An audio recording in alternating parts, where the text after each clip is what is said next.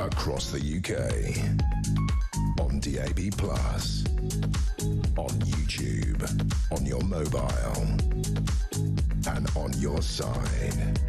This is Talk.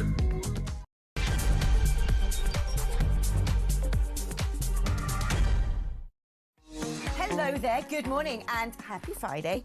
This is Alex. I'm here with you until 1 o'clock today, and it's wonderful to have your company on what's turned out to be a very chilly day. Is it snowing where you are? I think that's always sort of God's little compensation for the cold, isn't it? The beauty of snowflakes, the sort of mystery and awe. Not here though, it's just cold, but it is crisp and bright and beautiful, and I do love a winter's day like this. It sort of makes the cold more bearable, doesn't it? But I hope it is as delightful wherever you happen to be in the country and or world, because I know there are a lot of you who listen to us from warmer climes, you lucky devils. Lots coming up on the show today. I'm going to slice and dice this COVID inquiry. I mean, let's be fair, for the most part, it is a waste of time. It is a waste of money. There are still so many burning questions that I don't think have been answered. But I think also there are other questions that have come out of this inquiry that do demand some attention. I mean, not everything is black and white. There is a bit of nuance, and I think that we should treat this inquiry as such as well.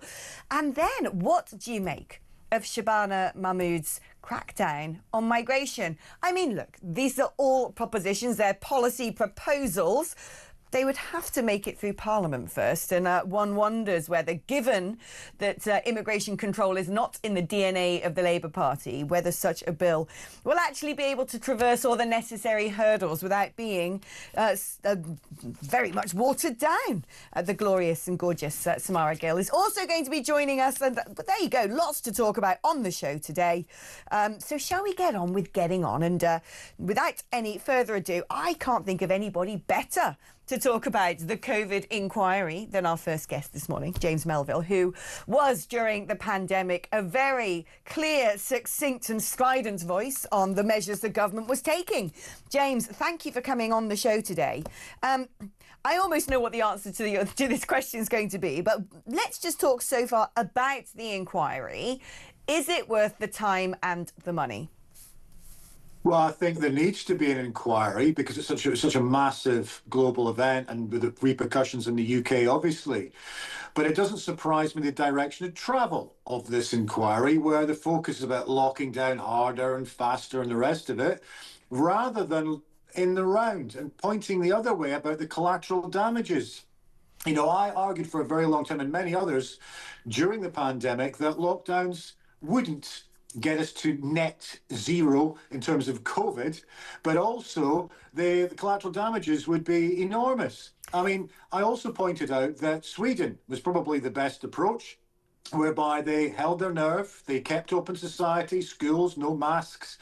And actually, over that period of the COVID era, from 2020 to 2022, Sweden ended up with the lowest excess deaths, all aspects, because they understood that to lock down the country has enormous knock-on effects, and none of them good. And there's a lot of evidence that is mounted up over the years to show that lockdowns didn't actually solve the problem, but they created many, many other problems. And so I would have liked the inquiry to have focused a lot more on the collateral damages. There was discussion about it, but in terms of the findings and what's been reported in our media, the key finding that comes out is effectively saying we should have locked down harder and faster. And I would argue that we should have done the exact opposite and not locked down at all and held our nerve. People had to be responsible, but lockdowns created a set of circumstances that actually we're still paying the price on. I mean, what I find interesting about things that came out from this inquiry, they all seem to sort of frictiously rub up against each other. There seem to be a lot of contradictions. So, for instance, Lady Hallett, Baroness Hallett, the inquiry chairwoman, says that lockdowns were damaging, but if we had done something sooner, they wouldn't have been necessary, which I must admit I tend to agree with. I remember at the start of COVID, I was living over in Belgium, and we had already seen COVID circulating in Italian ski resorts, and Europe acted about 2 to 3 weeks before the United Kingdom. And I remember I was listening to the press conferences every day taking place in Brussels. Are we going to lock down? What's going to happen? Are the borders going to shut?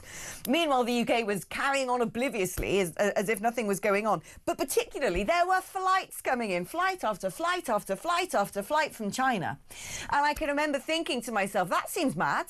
That seems a bit crazy. I mean, as someone who has lived in Africa and seen what happens when there is a suspected Ebola outbreak, the first thing that airports do is go, bam, we're shutting down. If you've come from somewhere with this infection, you're not coming in, or you're going to be immediately tested and have your temperature taken. And we just seem to allow a conveyor belt of flights from China, from Italy, from wherever in the world at the beginning. And I do have a tendency to agree. And if that would have prevented the lockdowns, which of course were harmful, then that should have been taken on board. The other thing she spoke about is the fact that SAGE didn't take other advice, that the committee basically just was sort of locked in an isolated bubble, and so weren't listening to other voices, that perhaps what we needed was an economic committee as well to examine the impact of lockdowns. But then she also concludes, oh, the problem is there were so many opinions and so many things floating around and nobody knew what was going on. They were pivoting from one decision to another. So I'm like, OK, you can't have your cake and eat it. What would have been the solution? Because the inquiry to me doesn't tell us that. I think that's a very, very good summary.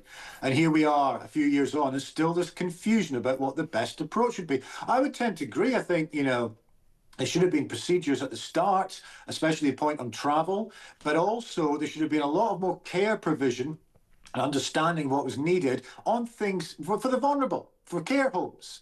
They were the ones ultimately at risk. There's all kinds of nonsense that was then sort of developed about kids being super spreaders and sort of methodology changing in terms of 28 days after testing positive for COVID, you mark down as a COVID death regardless. There was a lot of measures that were put in place that were just utter nonsense. But there was a lot of nonsense at the start as well. And I think we had a government that weren't doing the basics at the start, in particular securing borders of travel and so on, and protecting the care homes. But then, because of media pressure towards lockdowns, went completely the other way. And they were literally throwing stuff at the wall, hoping that it would stick. And a lot of the measures were draconian. They were also illiberal. It moved into the era from lockdowns into vaccine passports, which was appalling. And so I felt that the government went from one, because initially Boris Johnson was talking about take it on the chin and, heard it being a bit like Sweden. But I think we could have had a blend whereby there were some things tightened up at the start, like travel, to lower it, but then an understanding that a virus is a virus and lockdowns were not going to solve the problem. And if you look at New Zealand and Australia, they went full on, locking everything down, but actually they still ended up with COVID.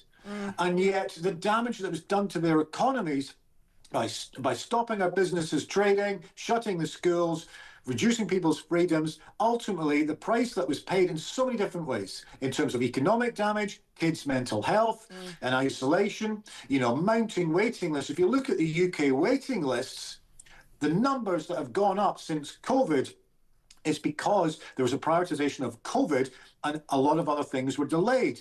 If you look at the economic damage and the supply chains, people go on about, oh yeah, the state of the economy is to do with Brexit. But what's conveniently forgotten is the state of the economy and the cost of living has started since the COVID restrictions, because you cannot shut down a country and an economy for the best part of 18 months without huge economic collateral damages. So I would have liked the inquiry to have looked at all of these things in terms of their conclusions much more in the round and been more balanced. And I think we need to learn from this, because I think in the future, if we go through something like this again, hopefully we won't, then there needs to be a plan in place that the right things are done in the right way, but ultimately not to shut down society, because We can't afford it, and the collateral damages are enormous. This is what is astonishing. When you look at the cost of furlough alone was hundreds of billions, hundreds of billions.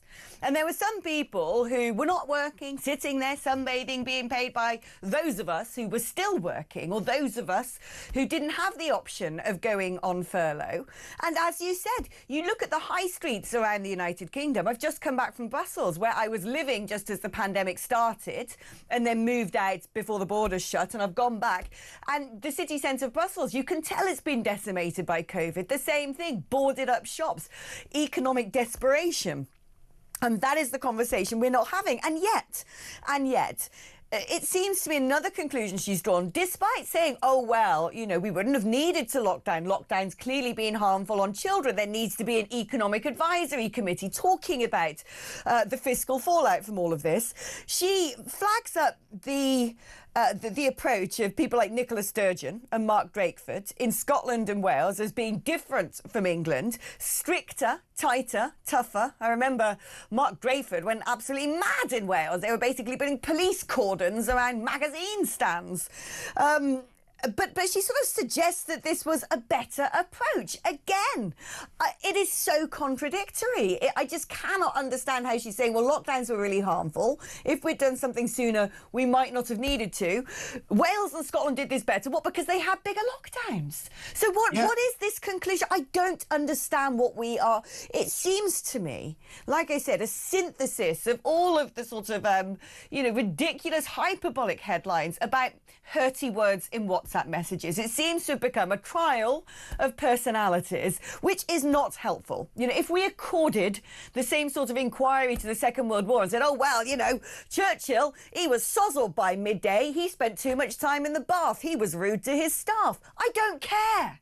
I don't care whether Dominic Cummings called people names. What I care about is if that vaccine hurt people, how much lockdowns cost our economy, and if for the next respiratory infection that's circulating, whether we need to go through all of this again. But we don't know. Completely agree. I mean, this is the thing. If you remember back, and it's like this discussions have all been opened up again the last day and nothing's moved forward. It's the same discussions. Everyone's picking a side, but there's no strategy in the middle of it all. You know what? I remember back in that era, or if anyone even dared to suggest collateral damages, of which they've all happened, then they were smeared, thrown under the bus and said that they were a crank and a conspiracy theorist and all that sort of nonsense. But actually, public health debate has to be done in the round. You can't just slant it one way and say, this is what we're doing, and we'll shut down any other dissenting voices or alternative opinions.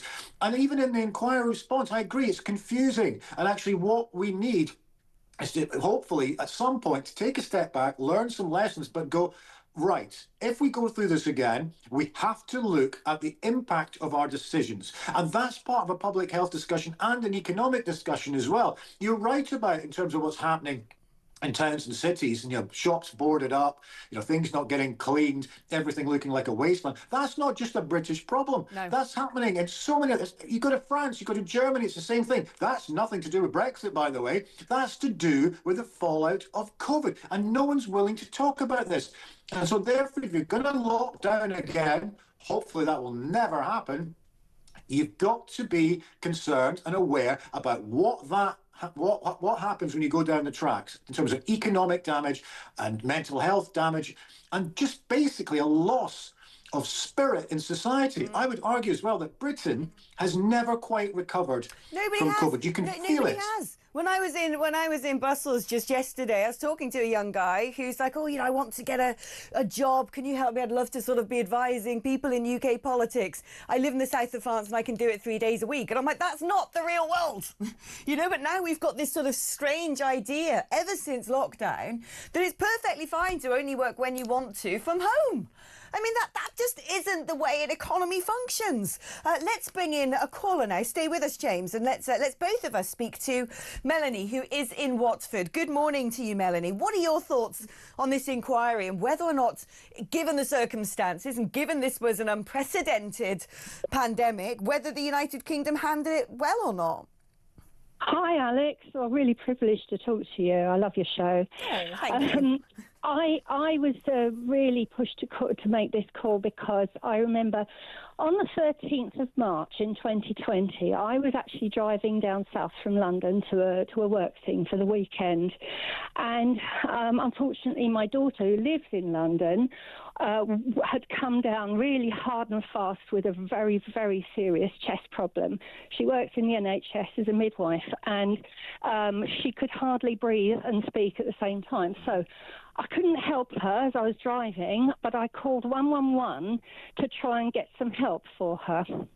And as the call's answered with the automatic message, and then it went through and it said, if you are in Milton Keynes, press 1.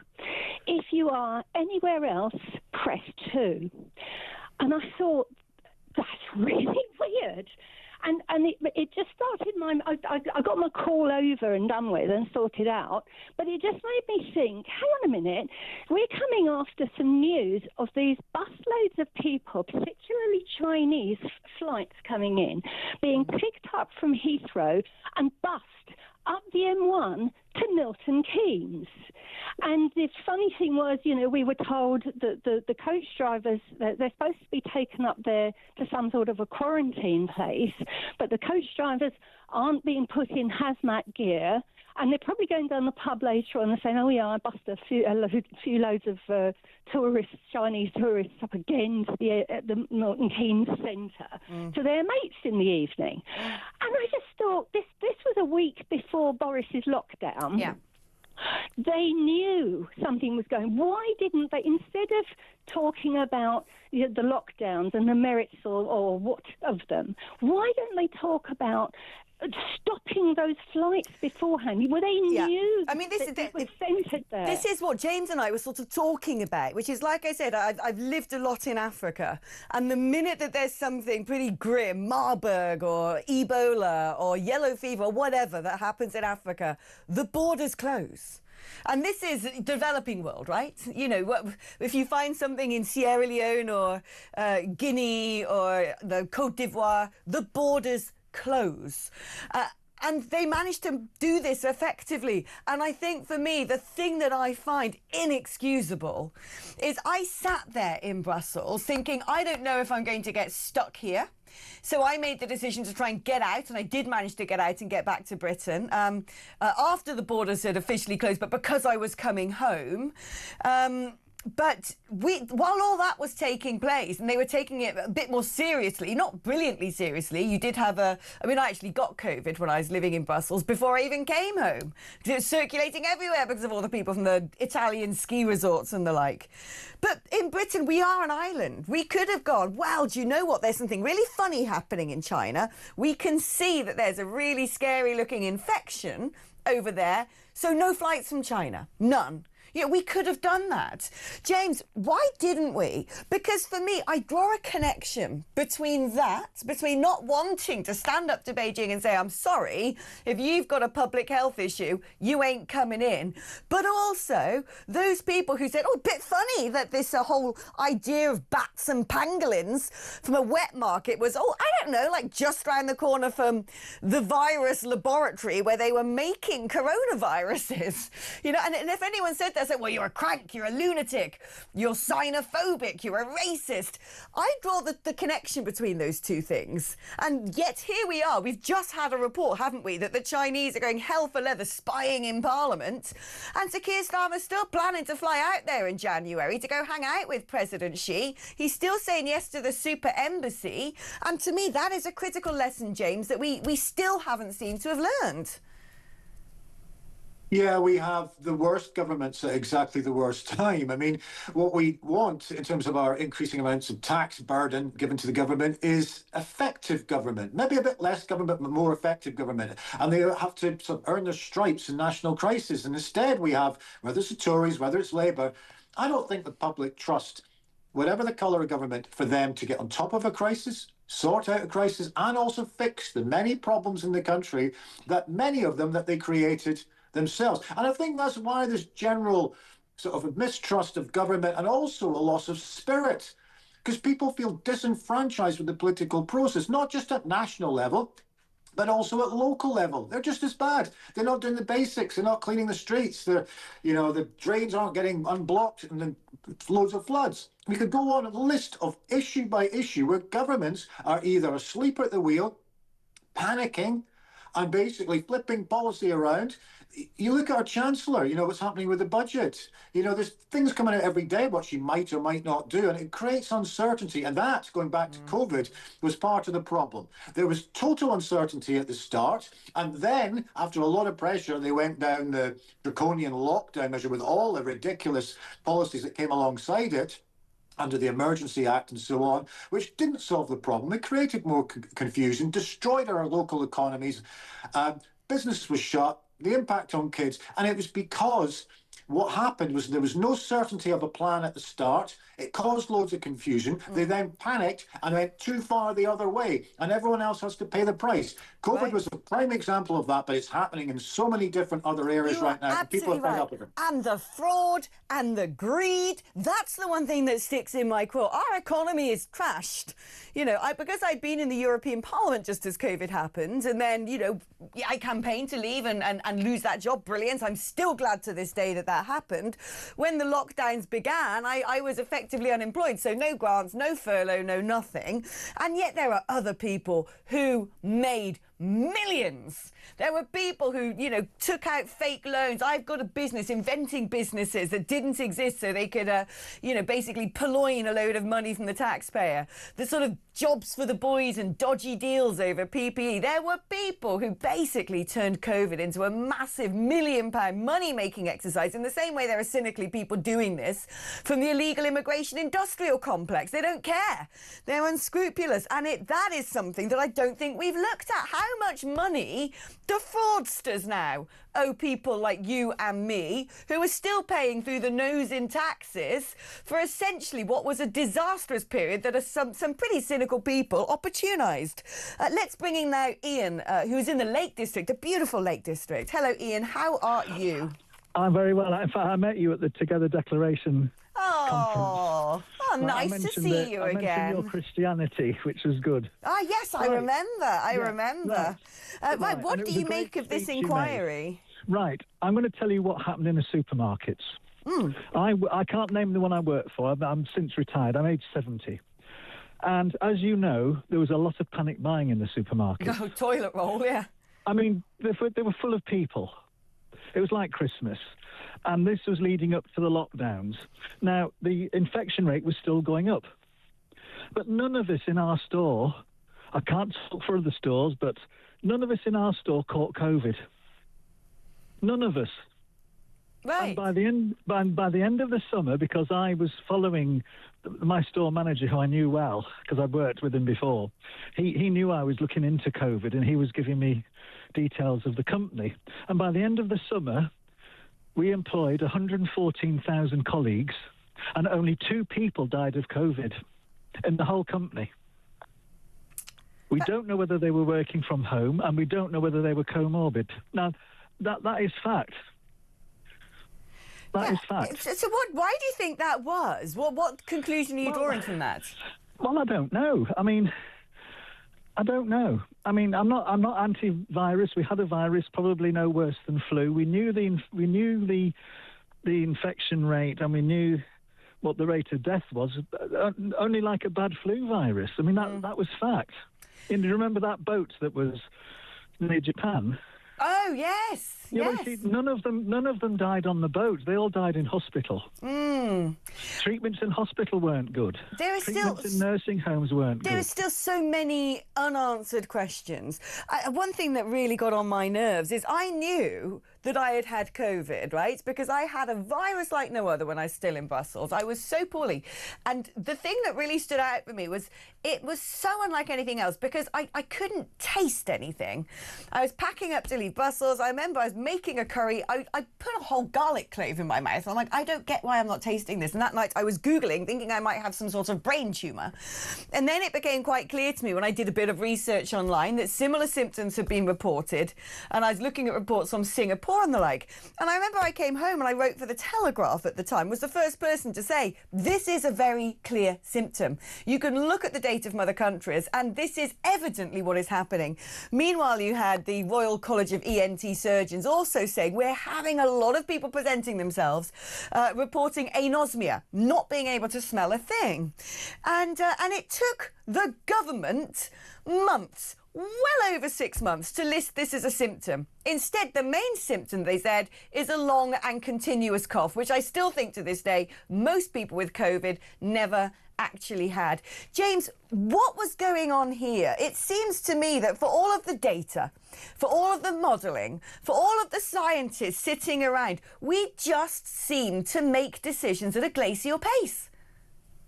Yes, but also inconsistent decisions, and decisions that weren't going to make a bit of difference, but were going to cause a lot of damage. They always said, they used a lot of tropes at that time. You know, there was save Granny, save the NHS, but one of them was follow the science.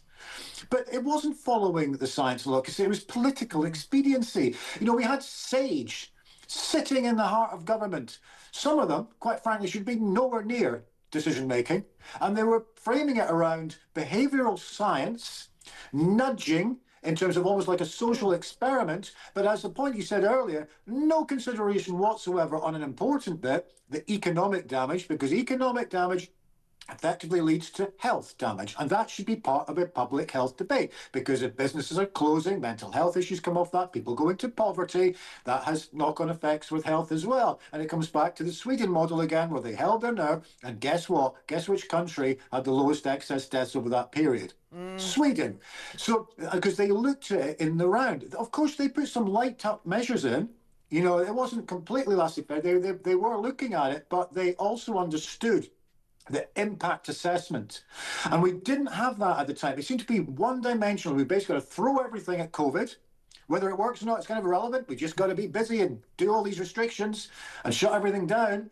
But they didn't do the crucial bit where they had to measure the impact of this. Yeah. And the impact, it comes back to what I was saying, the impact of COVID is still showing. Our economy has not recovered from this. Mental health cases are through the roof since the COVID period, and the general spirit in the country has massively declined, and we need to learn from that next time. And that's the disappointing thing in terms of the outcomes of the inquiry. Even though these points were touched on in previous debates in the inquiry, the outcome of the inquiry fundamentally is about harder, faster lockdowns. And it's a lot more nuanced on that. Yeah. We have to factor in the collateral damages as well. I couldn't agree more, James. We could talk all day about this, couldn't we? I mean, there's so much more to still get our teeth into, but it's been a real privilege having you on the programme this morning, a key voice and a key anti-lockdown campaigner. You know, when I remember some of the more mad things of COVID, two things stuck in my mind just then.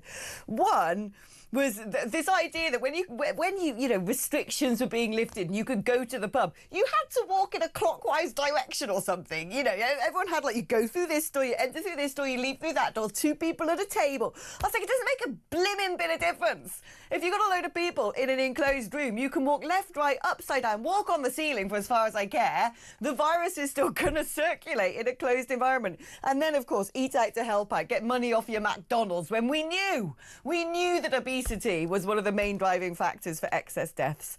Right, we're going to take a short break now, and when we come back, I'm going to read some of your messages and take some of your calls. So if you would like that to include you, the number is 0344 499 1000. That's your normal network rate. You can also use that number to send me a WhatsApp message or leave me a voice note. I know you've got things you want to get off your chest. 87222 is the number to send me a text message. You have to write talk before your message. I'm back after this.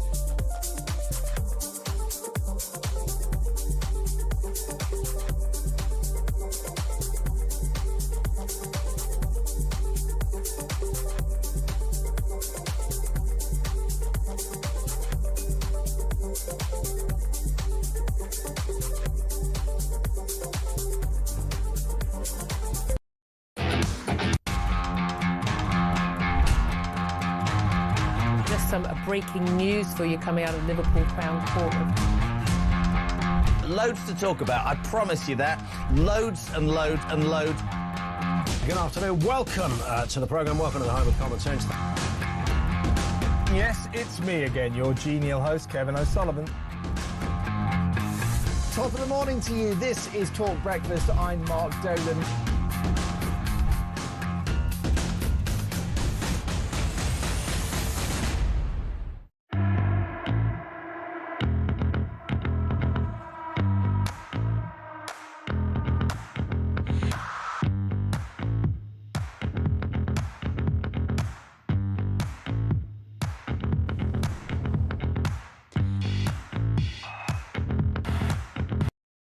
Across the UK, on DAB+,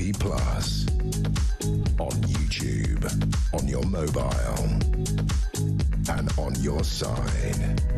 This is Talk. Well, you guys have a lot to say about COVID. Now, in this inquiry, Lady Hallett concluded that actually Mark Drakeford in Wales and Nicola Sturgeon in Scotland had done a better job. So I just want to read this message. Living in Wales under Drakeford was appalling. He, along with Sturgeon, played political point scoring, and we were the pawns. The lockdowns here were the most draconian and the longest, yet we had the highest death rates. We were subject to neighbours snitching on one another. We couldn't buy what they determined were non-essential goods and were subject to policing resembling the Stasi. Labour decimated Wales and it has never recovered. Drakeford ruined this nation and most importantly, he liked the government power and the control, which continues to this day with the likes of our blankets 20 mile per hour. That is a most dangerous legacy. I remember how crazy and strict it was in Wales, and I don't think it did you guys any good. Right, let's speak now to Ben, who is in Bristol. Good morning to you, Ben. Hi, Alex. God bless you. What a day. I mean, this COVID inquiry, what a disgraceful day this is in the life of the nation. This is the ultimate act of disrespect and brutality towards the British people to report like that. The COVID lockdowns, 2020 to 2022, were the most monstrous evil that's been imposed on a people in our nation's, probably in our nation's history. I remember that time very well. They did wicked, evil things. They put the masks on those children, 8 hours a day. They sacked those care workers, 40,000 of them for not taking the you-know-what. Yeah. I marched through London. I've never been in a protest in my life. There was 300,000 people marched through London. The media didn't even report it. I saw the nurses go down to Downing Street. Now, what a photo. This should have been on the front page of every paper. And the nurses, they threw their tabards with marker pen written, midwife, 20 years. Ward's sister, 30 years. They threw their tabards over the railings at Downing Street. The police were gathering them up. I saw it with my own eyes. Not a single paper reported that. Do you remember the media blackout? The way that nobody could get on the news? You're right. Everything became so hyper-controlled. It was wicked and evil. It was a demonic, satanic scheme imposed on the nations of the world. And we, as a nation, went along with it as bad, if not worse, than any other nation. There was no redeeming features. Boris blew out his whole legacy. His whole legacy as a leader was blown out by falling in with those wicked powers. I saw things happen in that time, Alex, I'll never forget. No, I remember people, police using drones to yell at people to get off a bench. And actually, all of the COVID fines issued, it was actually found in the Human Rights Committee that all of them, frankly, were illegal because all of them weren't actually properly tested against the balance of freedoms. And you're right, making little kids wear masks was a cruelty, an absolute cruelty. Ben, thank you ever so much for your call. Extremely poignant. Let's quickly speak to Laura Jane, who is in Hampshire. Good morning, Laura Jane. Where do you stand on all of this? Well, I agree with Mark 100%. We have to remember that Boris was more swinging the way of, and he genuinely was pushed by the others, I think, and supposedly, in inverted commas, the science. In 2016, there was a practice pandemic. They knew exactly what they had to do in every department. It was, all tickety-boo, and they completely ignored it. What was the point of spending millions on that? The mask thing was utterly ridiculous. At the time, I'm walking my dogs in Hampshire, where I live now, but I was in London, and, you know, I didn't pay any attention to any of it. No masks, no COVID, certainly no jab, and I've never taken flu shot. If you get ill, you don't go and visit your granny. It's common blooming sense. You don't do. It was cruel to children. Yeah. They missed out. I used to see babies with their mums, you know, with masks on, and they never learned a load of social skills there.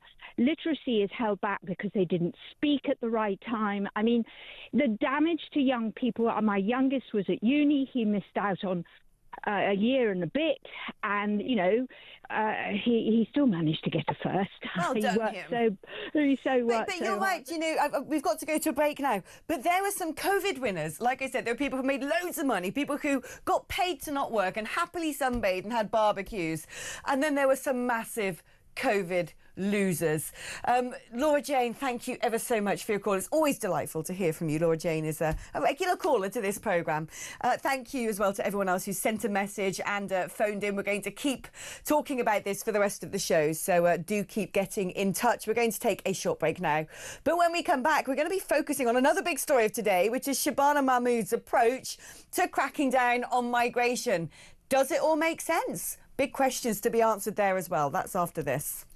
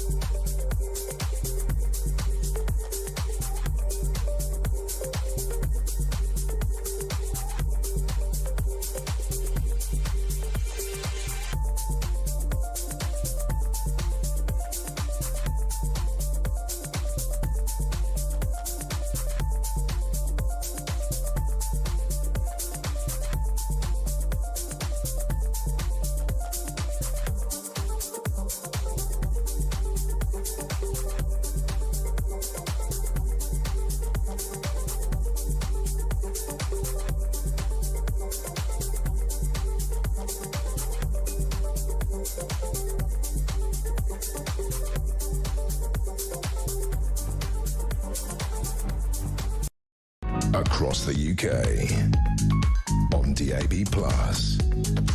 on YouTube, on your mobile, and on your side. This is Talk.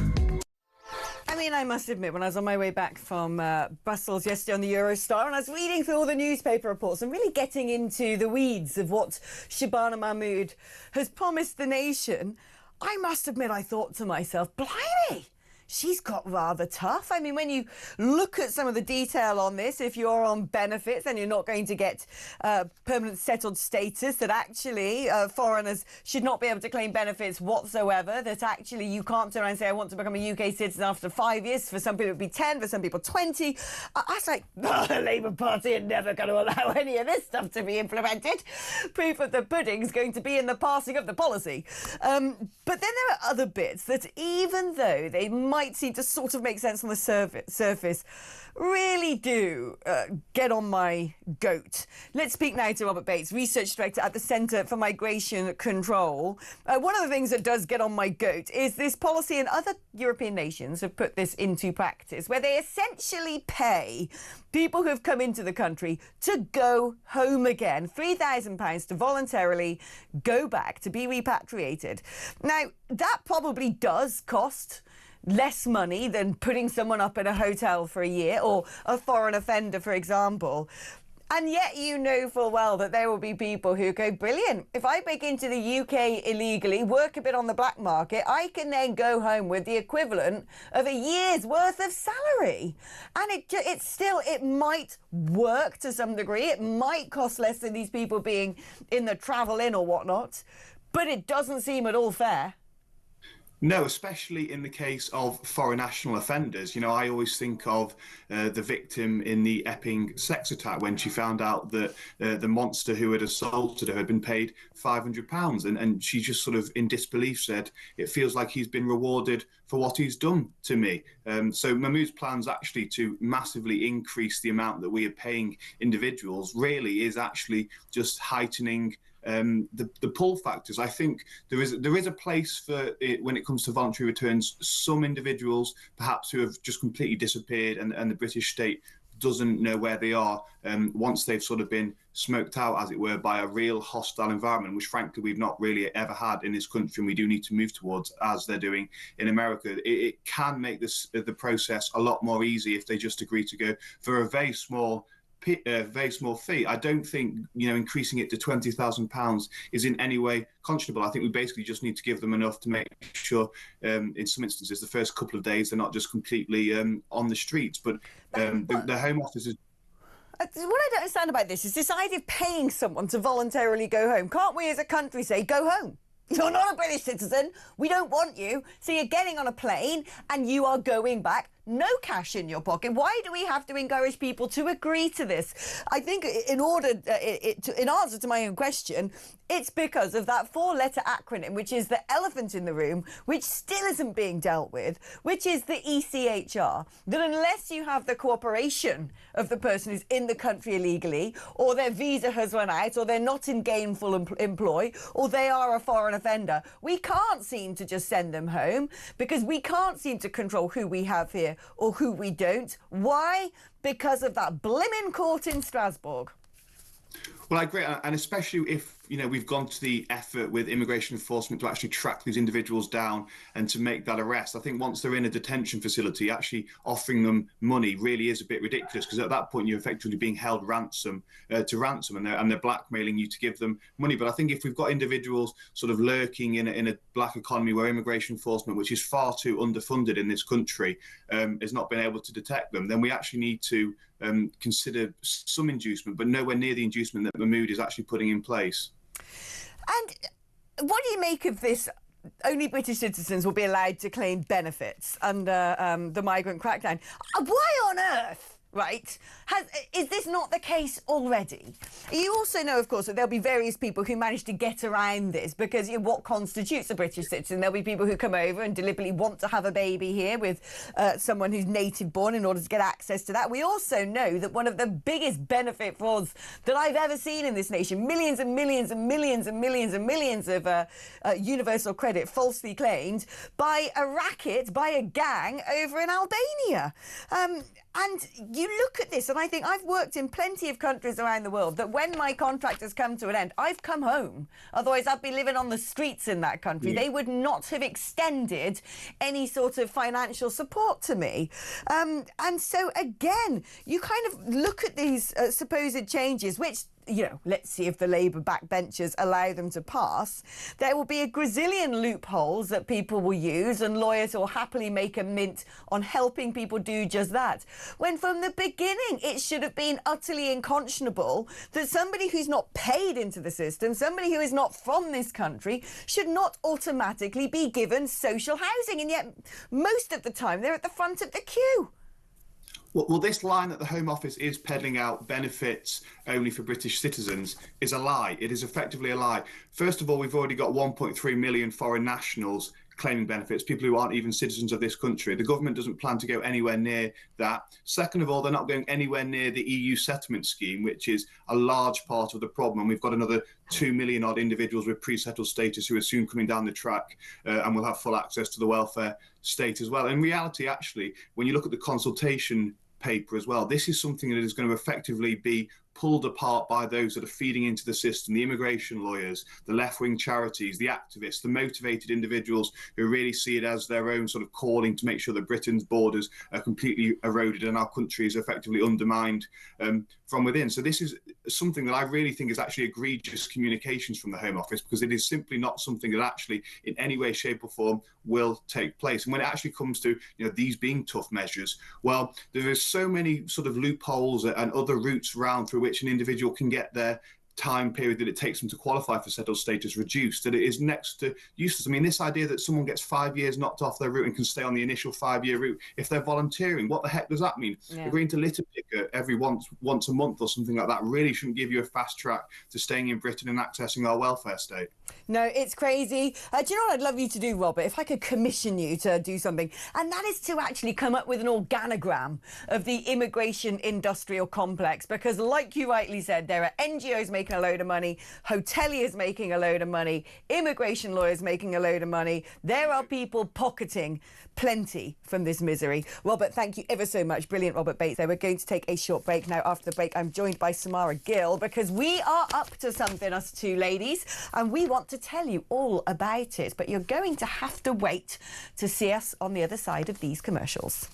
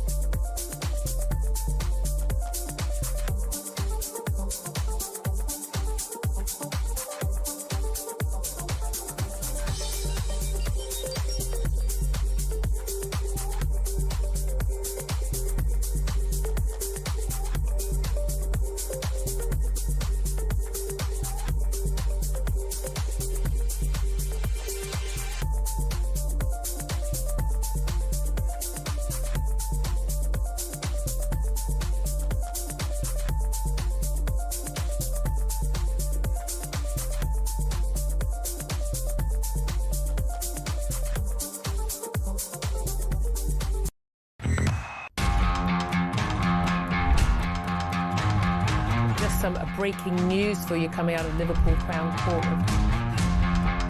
Loads to talk about, I promise you that. Loads and loads and loads. Good afternoon. Welcome to the programme. Welcome to the home of common sense. Yes, it's me again, your genial host, Kevin O'Sullivan. Top of the morning to you. This is Talk Breakfast. I'm Mark Dolan.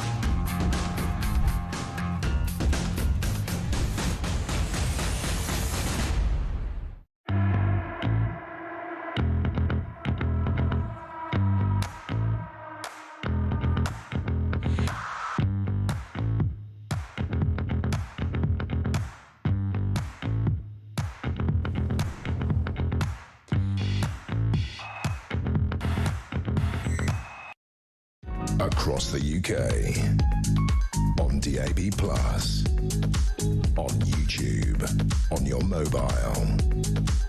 And on your side. This is Talk. Hello and welcome back. Now, if you, like me, are a massive Samara Gill fan, I mean, who wouldn't be, right? Not only is she beautiful, she's hilarious, she's brilliant fun, she's intelligent, she cuts through like a knife through butter, and she's got that sort of exotic Aussie charm, which a British person just can't deliver. Then you'll be pleased to know that she is being used more and more by this station, and I have the pleasure of welcoming her now to get her to tell you about a little project that we're working on together. Hello, my babe from Down Under. How are you? Hello. I'm glad I've still got you on payroll, Alex. All those dollars I'm sending you is paying off. No, that's very sweet of you. Thank you. Oh, but anyway, we are up to something, aren't we? And rather than me tell the audience about it, I'm going to drop you in the deep end and you've got to do it instead. Well, look, I mean, I think this is something that you've been banging on about for years and years and years, and it's sort of women and girls' safety, the rise in the threats that we're facing due to different elements, you know, mass migration, also the rise of sort of this hyper-feminist culture that we're seeing. And there are no conservative women out there to pick apart the stories of the day. I feel like we've got a lot of competing shows where women get on and they're sort of pigeonholed into these left-wing ideologies that they've been told are good for them. Whereas conservatism, and we can see in America, is just on the rise for women, because I think a lot of women have realized it's a better thing for them to cooperate with, or for them to go with. And this is kind of the new show. This is the new show. It's conservative women, and we're taking all the stories that you're thinking about and we're picking them apart from our perspective. Shall we let them all look at a little clip? Here we go. This is what to expect. The pleasure of actually going to meet the Reform UK members in Epping. I saw the hotel, and it really is right in the middle of the community. But you know what's really heartbreaking, I think, for them is basically the government saying that your safety, your priorities, and your needs come second to international treaties and international obligations. It leads into the other issues of women's single-sex spaces, full stop. And it's driving me crazy that as a country we're not having the broader debate, which is at the crux of all of this, which is, yes, there are some people who are genuinely dysphoric. It's a vanishingly small percentage of the population, and it's predominantly men. We can see from Kamala Harris's failed campaign that even if you do have every single person in Hollywood behind you and you're paying them $5 million to do one speech for your campaign, it still won't work. You see, Samara, I used to think that as right-wing women, we're like unicorns, right? You turn on television and it's all the sort of kumbaya, refugees welcome, short-fringed lot, isn't it? You know, who carry around their luxury ideologies like Gucci handbags. But then when we started putting together this show, the amount of women who have got in touch saying, I want to be on it, I want to be on it. The brilliant Alison Pearson, we're going to get people like Liz Truss. Because there are so many women out there going, what you're seeing on television with all these nonsense all-women shows does not reflect what the average woman in Britain thinks. Totally. We've got some really insane guests lined up, people that you've wanted to hear from for a long time, but haven't had that space where we can all just talk about it. And I also don't want our listeners to think this is just a show for women. This is also absolutely for men.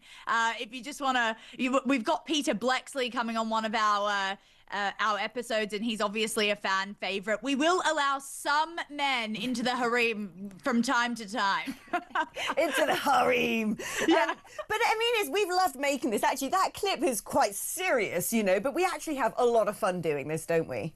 Yeah, we absolutely do. We definitely dive into some of the topics facing Hollywood across the pond. This isn't all just about, you know, women getting attacked on the street, which unfortunately does occupy a lot of the news cycle at the moment. We will get into those more lighter topics, but we do dive deeply into them. I think it was hilarious, even when we were recording the couple of episodes that we've done. We find it quite hard not to steer into the direction of getting philosophical and deep about it. But I think that that's something something that's completely missing. I cannot think of another show that does anything like this. So I'm so excited to see what it's going to bring for us in the future. And as you said, Alison Pearson, she's coming on next week. We've got some really blockbuster guests lined I'm thinking up. of some of the guests, and I'm thinking, oh, we can't tell them yet, can we? We can't tell them some of the people we got lined up, because some of them are absolutely going to blow your mind. So there you go, Samara. Thank you for coming on. I can't wait to record the next episode with you. So Samara and I have got 2 episodes already recorded in the bag. That's going to be coming to your screens very soon. And listen, you can follow all of our social media handles as well, and let us know who you would like to come on our show. Let us know the topics that you want us to discuss. This isn't some sort of, naff hashtag Me Too movement, all women talking with each other, yucky, yucky.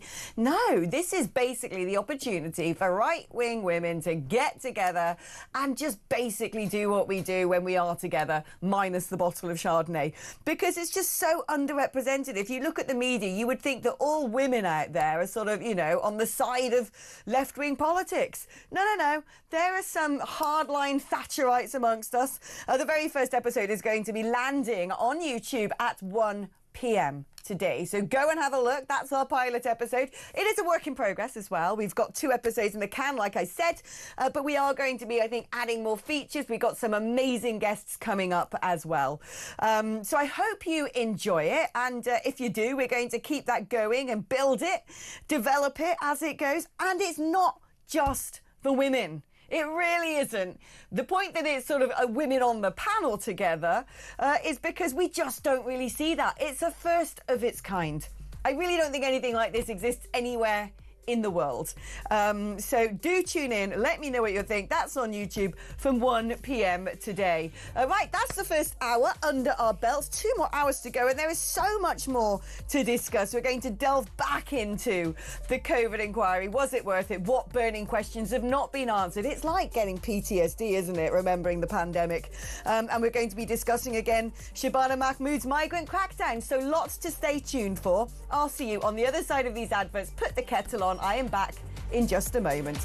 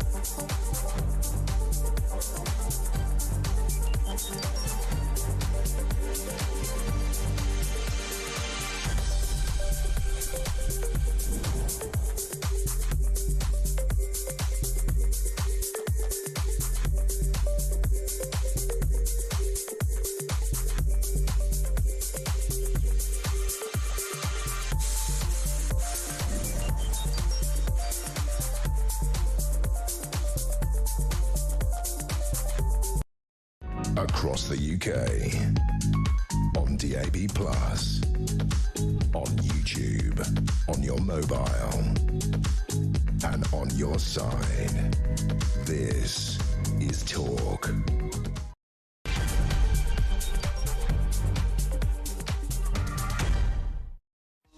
Hello and welcome back to the show. 1 hour done. I've really enjoyed it, to be honest. And thank you for your company. I'm going to be with you until 1 o'clock today. And there is so much to discuss. It's quite a newsy little week, isn't it? Tasty little number sashaying into the horizon of current affairs, because we've got to discuss things such as the COVID inquiry. Seems like a waste of money to me. We're not still having our burning questions answered. And then, of course, is Shabana Mahmood's migrant crackdown going to get anywhere? Is it even going to pass through Parliament? Is it fair? Is it right? Does it go into the corners that we really need it to go into? We now learn as well that Rachel Reeves is also launching her own crackdown. Not that she's not busy enough with the budget. So lots of political meat to sink our teeth into today. And to help us do it now, for this part of the programme, we're going to be joined by Darren Grimes, Reform UK Councillor, Deputy Leader of Durham County Council. Good morning to you, Darren. A very good morning, Alex. Oh, look at you with your little setup. That's better than my studio. In fact, it kind of matches. Look at that. We colour coordinate. Well, Alex, I've asked Rupert Murdoch to pay for mine, but he's not interested. Oh, do you know what? I can imagine that. I can imagine that. Uncle Rupert. Right, let's talk about the COVID inquiry, shall we? 200 million quid. And to me, what it seems like is it's almost as if someone's taken all the newspaper headlines from the past sort of 5 years, put them into some sort of agglomerator. I think I've just invented that word. And sort of come up with a sort of chat GPT style synthesis of all the sort of moaning minis during COVID, because it's like, oh, Dominic Cummings used nasty language. Oh, we didn't do anything sooner. We didn't. In fact, Scotland and Wales did it better because they did it harder. But also lockdowns have been so difficult on children. And I'm like, what are we learning, Darren? What are we actually learning? I agree with you. Baroness Hallett needed a mallet, right, to that inquiry, and instead I think we've got a timid little mouse who's swallowed the lines from Professor Pantsdown. You remember Professor Ferguson? Oh, yeah. Who was giving all of the lines, and absolutely. And he actually, the lines that Baroness Hallett has put out this morning or overnight are actually some of the lines that have been discredited from Professor Ferguson. So actually, I think the whole sham of a lack of admission, a lack of genuine inquiry into... You talk on this show a lot, Alex, about the problems that women face in society. Well, over recent years, a big problem has been the undiagnosed breast cancer scandal. And I don't see any of that, Alex. Where are the human cases of the consequence of focusing entire NHS resource on one virus and the impact that has had on the wider undiagnosis of things like breast cancer? I remember Sarah Hardin. You remember of Girls Aloud? Yeah. She died undiagnosed breast cancer, probably the most famous case. But there have been scores of women. I get contacted even now saying from people, I went to hospital, but I was too scared to go, and now I've got terminal cancer. Where are those stories? That's what I want to actually hear. I want to hear that national lockdown could have been dodged entirely if actually we'd looked to the models like Sweden, who, by the way, have not spent the same amount of money on their inquiry as we have. It is an absurdity. It's grotesque. It's political vanity in full flow. And I'm just so thoroughly depressed by it all. No, I agree. And I'm going to say it's because it crossed my mind. It just feels like a very leftist inquiry, doesn't it? So the people who come out as heroes in all of this, the sort of, Nicola Sturgeon, who is always beatified, and Lord knows why, and Mark Drakeford in Wales, when we know that they actually had a massive death rate.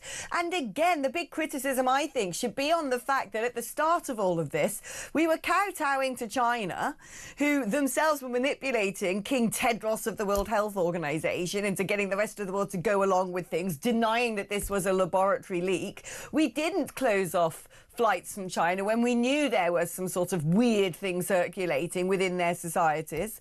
And these, to me, are the bigger issues. And yet what we keep hearing again and again and again is hurty words used by people in WhatsApp groups. I don't care.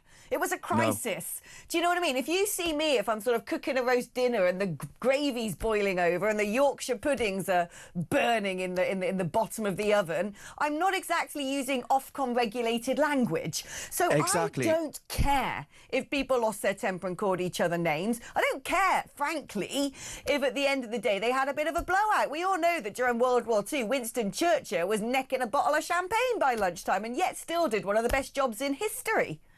Yeah, absolutely, because ultimately these people that we're talking about are human beings. You yourself, when you're cooking, are a human being. And we've got to allow human beings to show a bit of emotion. You know, I know there's this sort of a desire to sanitize and HRification of all human interaction. But actually, you know, the focus on in what was an emergency that we knew next to nothing about, there are going to be harsh words said, especially when you're dealing with Matt bloody Hancock, let's be honest, Alex.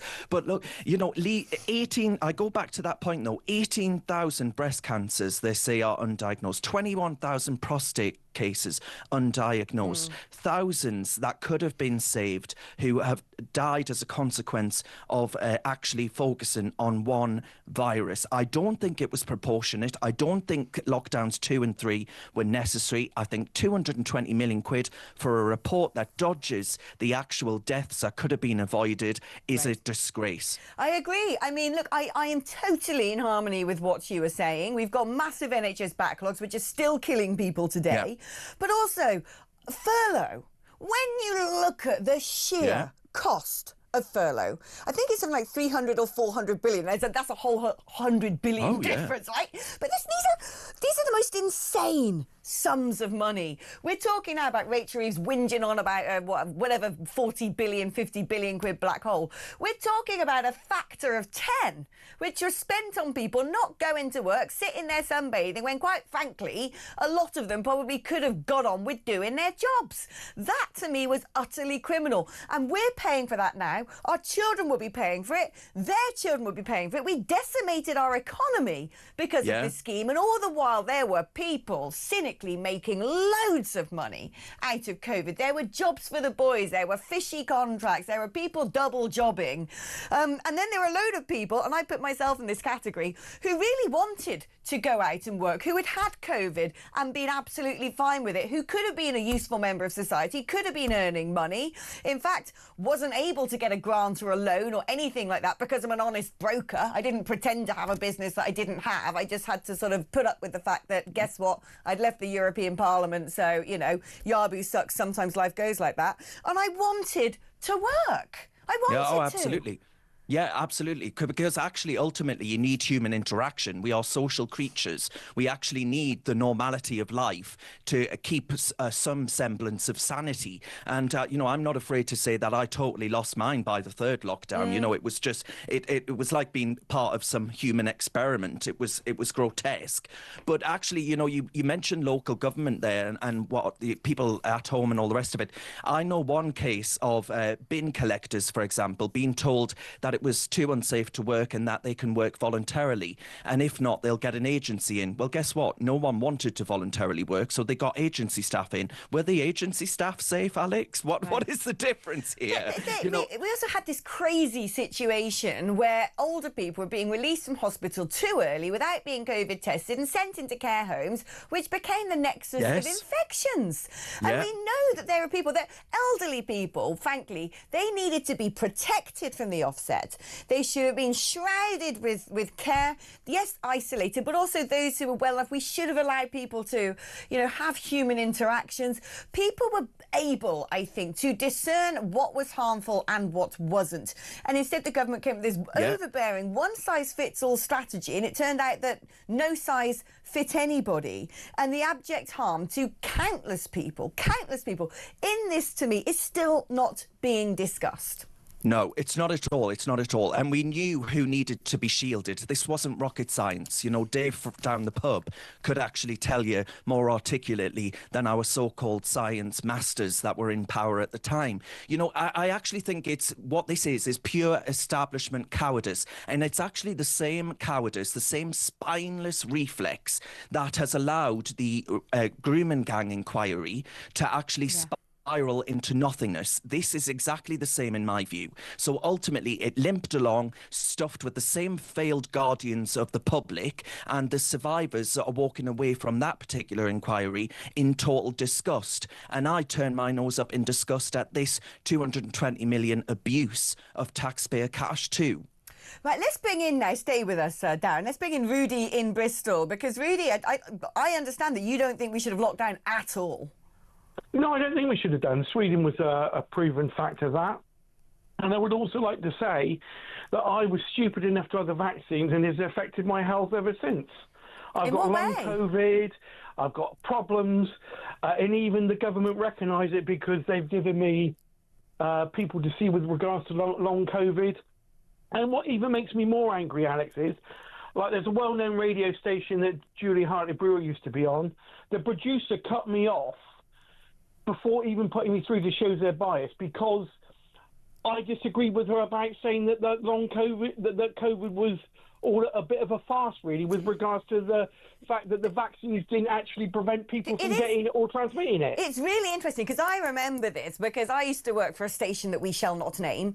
And there was even at that station, because I had a lot of friends in the medical profession and people who were the experts in COVID, and they could look at the spike protein, and they, you know, there was one particular a brilliant eminent virologist who said, well, I even recognise in the papers the stitches and who put the stitches to attach the spike protein to the coronavirus. We know this is man-made and coming from a laboratory. And I was forbidden to say anything. I couldn't put it on air because there was this draconian, dystopian crackdown on freedom of speech, and then about a year later, like, oh yeah, it did come out of a lab after all, as if it was just pure flippancy that we were banned from talking about it, when it would have been critical at the start of the pandemic for that information to be out there, so we could turn to Beijing and go, right, if you've got the recipe of how to make this thing, we can then have the recipe for how to undo it. We will be able to know, looking at that, how it's going to spread among the population, who is going to be the most vulnerable, how we might develop a vaccine. And yet we weren't allowed to ask those questions. We're still not allowed to bring that up. We've still got a Prime Minister who wants to go make a state visit to China in January, and we've got an inquiry which is mucking about looking at people's WhatsApp messages rather than asking the critical questions of, if this ever happens again, what are we supposed to do? Alex, do you not think, though, all these people like me that have been affected, and the fact that they even put on the government website, which should have been a big red flag, that there would be no compensation against the pharmaceutical companies if it goes horribly wrong. We should all be compensated, and these people like Chris Whitty and stuff should be stripped of their title, and they should be charged for what they did. They should be in prison for what they did. I mean, they knew what they were doing. Look, in defence of Chris Whitty, he is a scientist. My understanding was he wasn't a big fan necessarily of lockdowns, and scientists were dealing with the information that they had at the time. The one thing that I think was utterly appalling, and I want to bring Darren back into this, one thing I found that was utterly appalling, and actually it sort of squeaked out a bit in this inquiry, when Baroness Hallett has said, we had Sage, but there weren't any other voices. So there was, you know, there was just one little sort of little group insulated from everybody else, all making decisions. And we knew that there were some leading scientists, virologists, doctors, public health experts from top universities who came together and signed the Barrington Declaration to say, we think that there's another approach here, and we think you should listen to us. And they were monstered. They were essentially cancelled. And so when it said follow the science, as if there is just one science, there isn't. And actually, potentially, the science that we followed wasn't the right one. Well, it's exactly from what you mentioned. You know, the World Health Organization, basically YouTube and outlets like it, said that if your advice, if what you are saying on a stream goes against the World Health Organization guidance at that time, then you would be censored online. So these people weren't allowed to actually have a voice or a platform. But ultimately, I remember when Dr. Jenny Harries at the very start of the pandemic said that mask wearing wasn't actually proven to be effective at containing the spread of the virus. Then that position changed and you were no longer allowed to say what Dr. Jenny Harries had said. She was part of the UK government science medical team.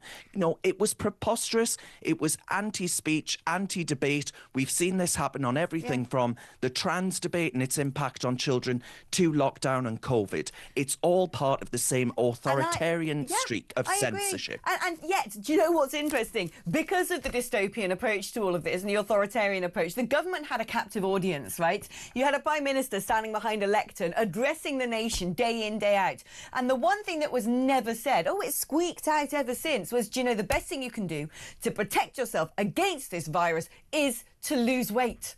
Now, we know that now. We've got an approach to obesity now. But I remember during the pandemic, instead it was all eat out to help out. And I was like, doctors are able to say that your immune system suffers if you're pre-diabetic or diabetic or have high blood pressure because you're overweight.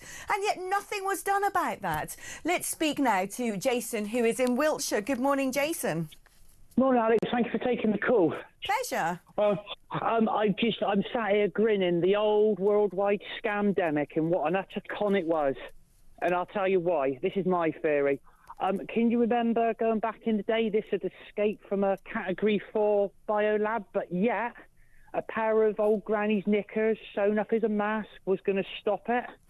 Well, no, what was even more ridiculous is we now know for sure that it came from that virology lab, which, can I just say, it was known all along. I do not believe for 1 minute that anybody with any sense of intelligence or information thought it came from a pangolin and a bat who had encountered each other in a cave and then it got to a food market. That was the most nonsense approach ever. It was nicked from a sort of, junky Hollywood movie.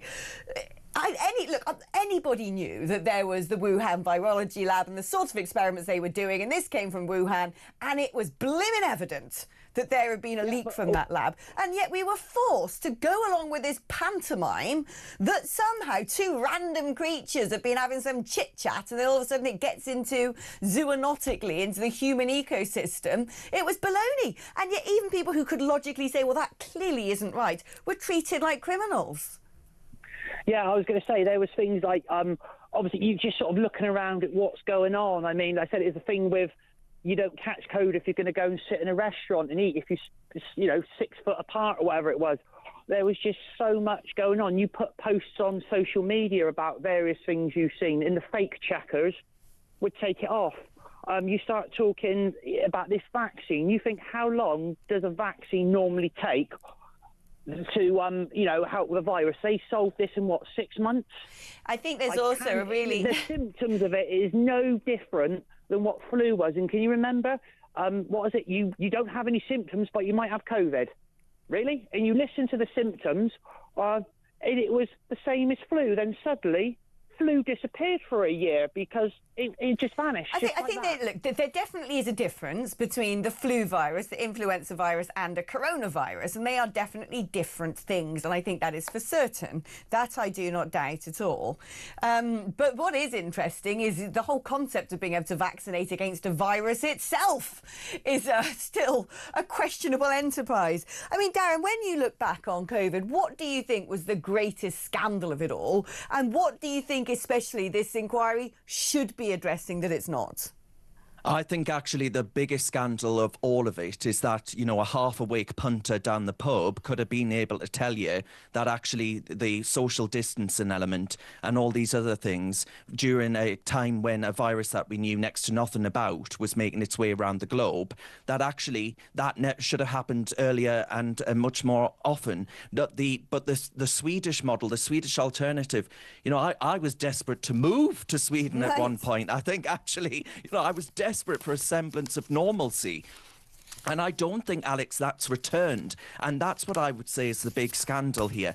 We still have a massive number of people who are now relying on the teat of the state, fattened like a pig, to actually feed them and actually maintain their lives.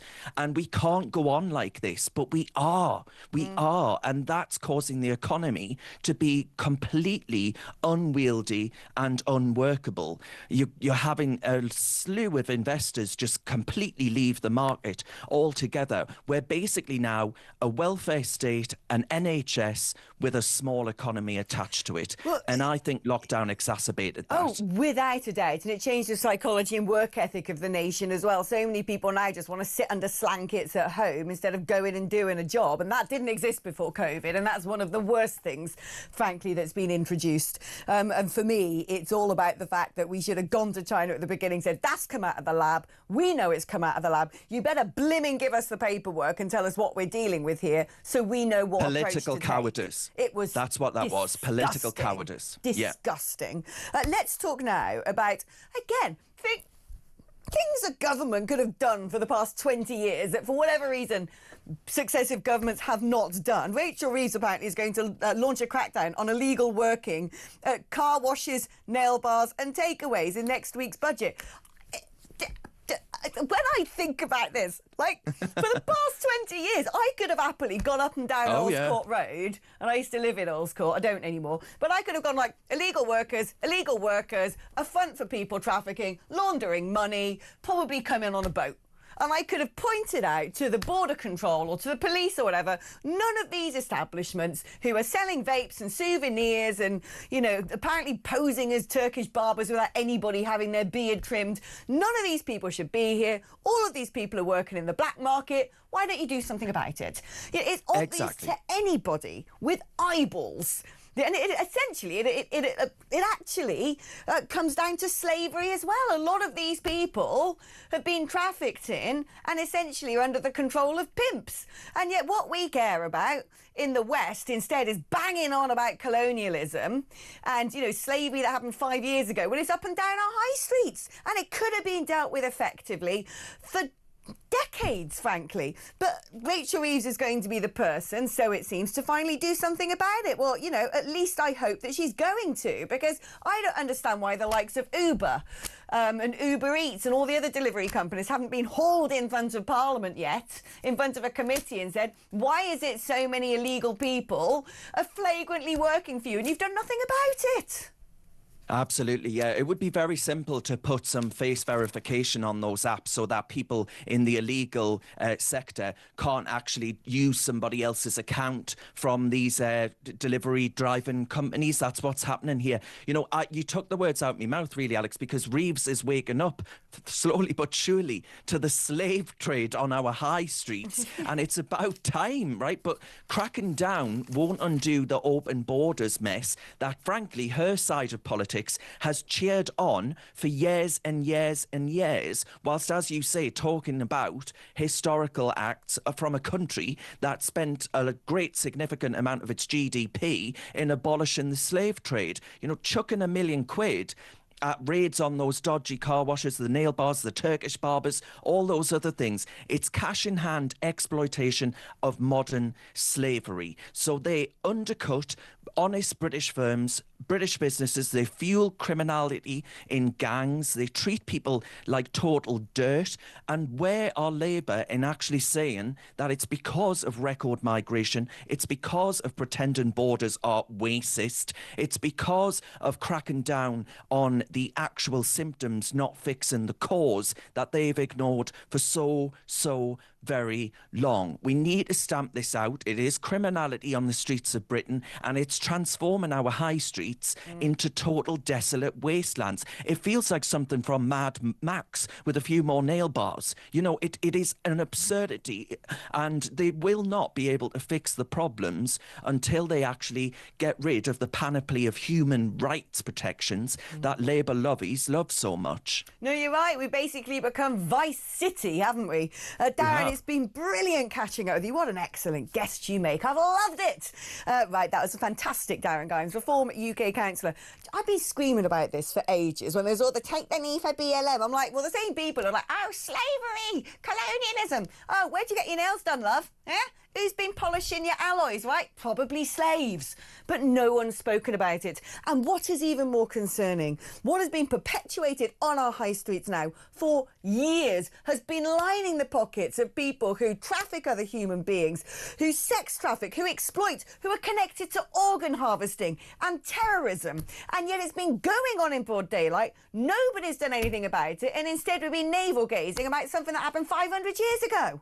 Make it make sense. So actually on this, I say, good luck, Rachel Reeves. Thank you for finally addressing it. Make sure it happens. Same to you, Shabana Mahmood, and your crackdown on benefits to foreigners, etc. But you ain't going to get anything done about it unless you point to the elephant in the room, which Darren Grimes rightfully said is the huge panoply of human rights legislation which protects the perpetrators of crime, which it protects the exploiters and does nothing to protect the British people.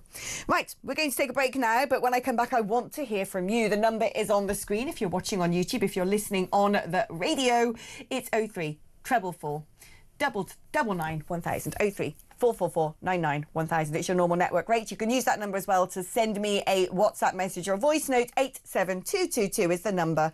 If you'd like to send me a text message, remember to write the word talk before you text. I'm back after this.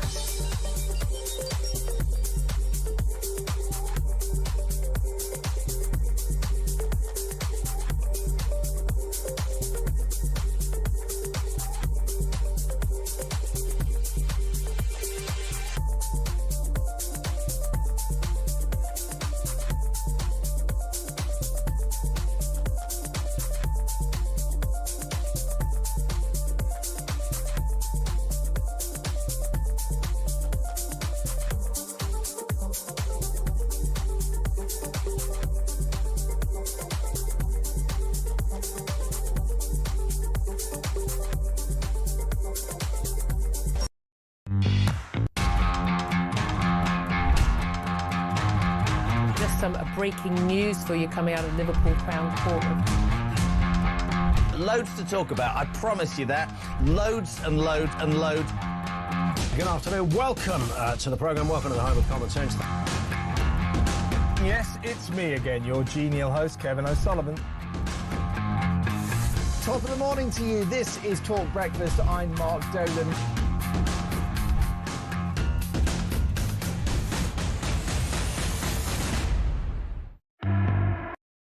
Across the UK, on DAB+, on YouTube, on your mobile, and on your side.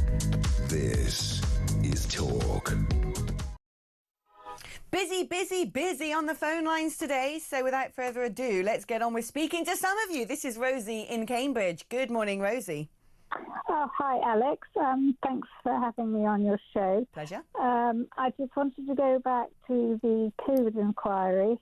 I was a frontline nurse when it started, and I knew that the hospitals were getting cleared of all the elderly and put into care homes, and that was going to be a disaster. But the main point I wanted to make was that it was hell. No one knew what the disease was. The consultants at Adam Brooks in infectious diseases, they didn't know what it was. We had all these scary pictures of people with bubbles on their head in Italy.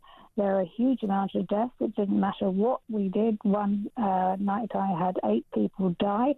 We gave them morphine. We gave them every kind of end-of-life stuff to help them.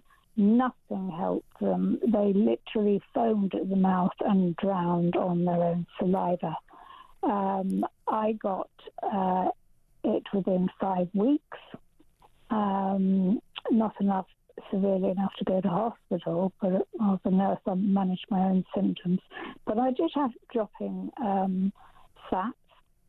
I was very ill. I did get the chest pain, the short pain. I tried to go back to work after 1 month in quarantine, but I ended up with long COVID. I've ended up with cataracts and all sorts of things, got high viral load from being spat in the eyes.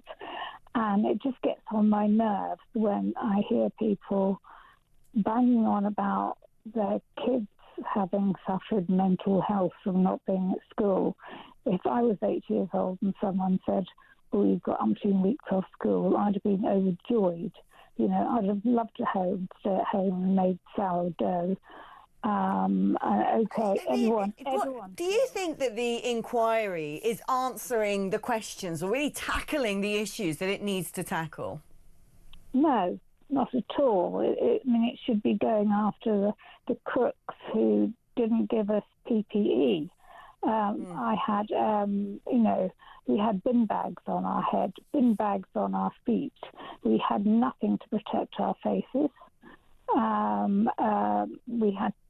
We didn't even often have clean scrubs because suddenly everyone, and it was just chaos. You were moved from ward to ward every single day.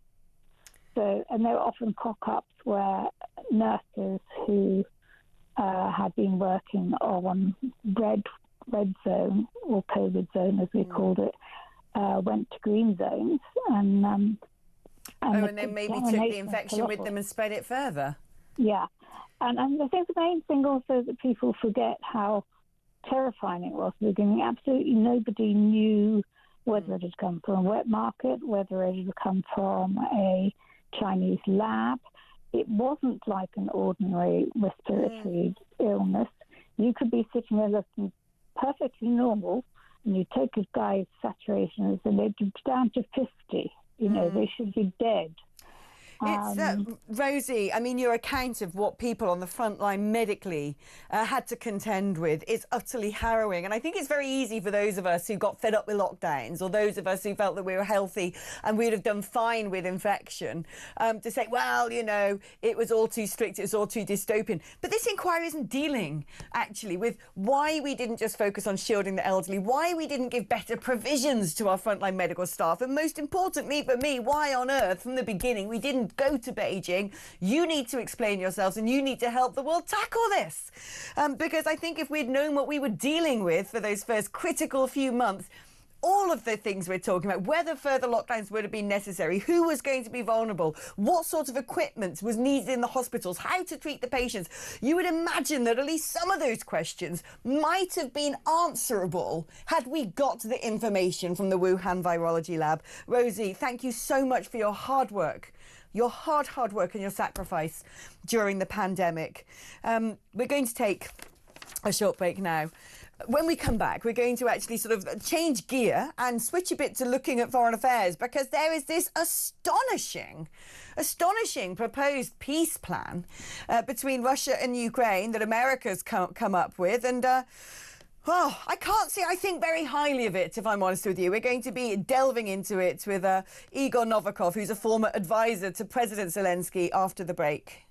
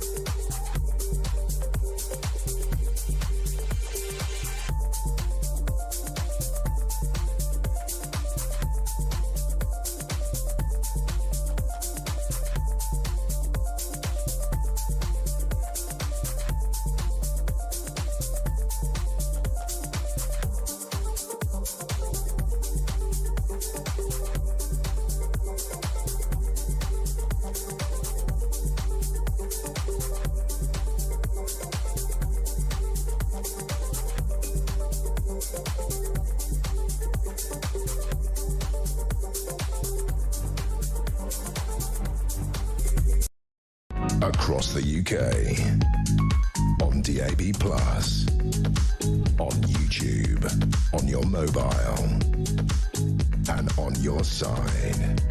This is Talk. Hello, welcome back. Now, Donald Trump said he was going to solve the Ukraine war within about 24 hours of becoming president. Well, it's taken almost a year, and we still don't have a solution. And yet it seems now that his Foreign Affairs mogul Steve Witkoff has drawn up a peace plan, a 20-point programme that he thinks could actually resolve issues, a diplomatic solution. And yet, I must admit, when I look at it, it basically says to Russia, you can have all the stuff you've got already. Not only that, but Ukraine's not allowed long-range missiles. Ukraine's got to cut down the size of its armed forces, which to me effectively means it won't necessarily be able to defend itself in future. The relationships must be normalised with Russia. Sanctions should be lifted. All of the money that's been frozen as potential assets so far, the money of the oligarchs, if you will, and the kleptocracy will be given back to Russia. And not only that, they can join the G7. I mean, I don't know about you. It seems to me if you decide one day you want to expand your country's territory and invade another nation, hurrah! You might be able to get a golden handshake at the end of it. Let's speak now to Igor Novikov, who's a former advisor to President Zelensky.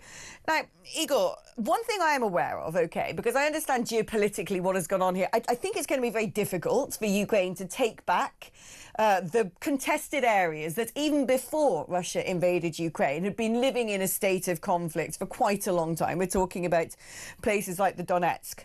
It's also very clear that we are faced with a war of attrition. Not enough was done quick enough to help Ukraine at the beginning stages overcome Russia. And it's very clear that as well, frankly, that Putin's been running rings around Donald Trump. That, you know, despite all the tough talk, Donald Trump has not been able to force Putin into a corner. That he is, prepared to continue whatever it means for his economy, for his citizens. And so perhaps the only way to get this thing done is to, in some way, I acquiesce to a tyrant. But it doesn't make me feel good. Well, it doesn't make me feel good either, to be honest. I'm in Kiev. I mean, the blackouts last 16 to 18 hours a day. Just imagine 18 hours a day without electricity. I mean, we're used to it, but at the same time, it's not the most pleasant experience. Now, let's try and unpack everything you said point by point. So first of all, in terms of Trump not being able to corner Putin, I think it's not as simple as that. I think, China is also playing a major role here.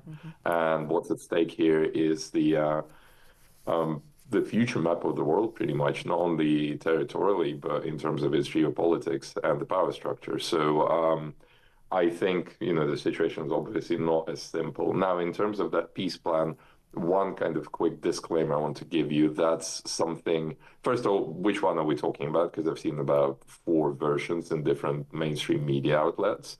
That's the first point. The second point, that's whichever version you saw is the version that's been sent to Ukrainians. So that's not the final version. And obviously, I mean, our president has made clear that certain things, outrageous things, are definitely not acceptable. And, lowering the numbers in our army or refusing to defend ourselves is one of those things. So that's incredibly important to remember. And last but not least, let's focus on at least some of the positives here. The positive that I'm seeing here is the fact that, the shuttle diplomacy that Trump tried to utilize, initially, i.e. trying to speak to Putin, to Ukraine, and so on and so forth, hasn't worked. So by the looks of it, what he's willing and trying to do now, he's willing to make a deal with Ukraine first, kind of try and reach that deal, and then approach Russia with it. Now, I wouldn't say that's necessarily a bad thing, because in my books, the only reason this war hasn't stopped already is Putin.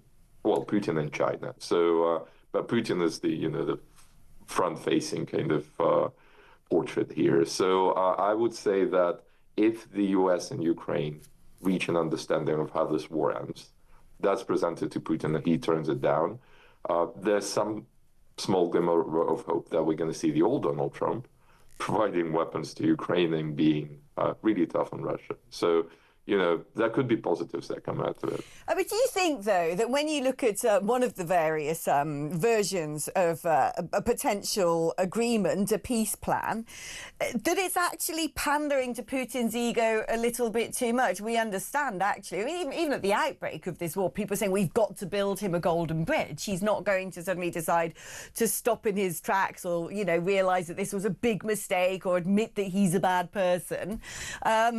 He doesn't want to be humiliated and he wants to get something out of this. And so if you don't want to continue with the meat grinder, there's got to be some degree of capitulation. But there's elements to this, to me, that almost seems like it's rewarding him. There are, but let's make one thing clear.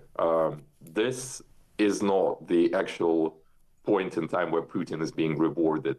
How most of the West has reacted, the fact that Ukraine didn't get all the weapons it needed to protect itself, initially, the fact that the sanctions up to today actually have not been sufficient, the fact that Russia is not suffocating fully economically, that's the real capitulation. That's not about a piece of paper. It's about certain governments' unwillingness to act decisively, or their fear of whatever, nuclear weapons, Putin's ego, future geopolitics, whatever. I mean, you're going to hear Let's name and shame some of those. Let's name and shame some of those, because I would always stand by the fact that the United Kingdom very quickly turned around and said, we're going to give Ukraine what it needs, and started making sure that there was weaponry going to Ukraine. And it's very easy, years after the outbreak of this war, to forget who the villains of the peace were. From memory... Let me stop you there. Yeah. First and foremost, nothing bad I can say about the United Kingdom. I mean, the only feeling that I have is, as a Ukrainian, is gratitude towards this country. I think the UK has been, regardless of who was, in Downing Street, regardless of that, I mean, the UK has been a true friend and an ally and a leader of the Western world. If you want me to name and shame somebody, let's go back to 2014 when this whole thing started. President Obama. I think that was the worst president in American history. And everything that's happening in the world today is because of him. There you go. Wow. I mean, look, I couldn't agree more. There was a capitulation to Iran, a capitulation when Russia took over Crimea. But even at the outbreak, when Russia first stormed into Ukraine with tanks, from memory, the EU dithered, and the country really at the heart of it all, because they were desperate to have their gas pipeline, because they stopped even other countries who they had sold weapons to selling those weapons on. The villain of the piece to me in all of this, right at the beginning, was Germany. Well, one of them. I mean, I think Germany definitely hasn't done enough.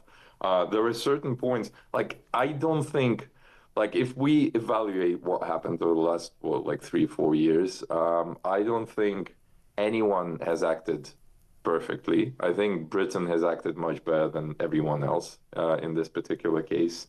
But I think certain things, to me as a Ukrainian, have been preposterous. I mean, I can name and shame another thing. I mean, Poland, especially Polish farmers, are notorious for closing, Ukraine's border and preventing Ukrainian grain exports and like stuff like that. So we're stopping Russia from attacking Poland, and Poland is backstabbing us. I mean, not the government, but the people who are blocking the border, like preventing refugees from going, westwards. A lot has happened in this war. I don't think the civilized world has acted the way it should have. I don't think we've prevented the tyrant. I think we've encouraged him. Now, very quickly, because I've got to go to an advert break, and I really do want to ask you this question. It's going to have to be quite succinct. What is going to happen next? What needs to happen next? The US and Ukraine need to agree on what they present to Russia. Present it to Russia. If Russia agrees, the war ends. If Russia doesn't agree, apply as much pressure. Correct all the mistakes. Igor, thank you ever so much for joining us, and let's catch up again in the future, because I don't think this is the end of the story. Far from it. We're going to take a short break now. After the break, we're going to be joined by the brilliant Annunciata Rees-Mogg. She is now the head of communications for Popular Conservatism, but back in the day, she sat alongside me in the European Parliament as a Brexit Party MEP. We're going to be discussing societal collapse. That's coming up after this.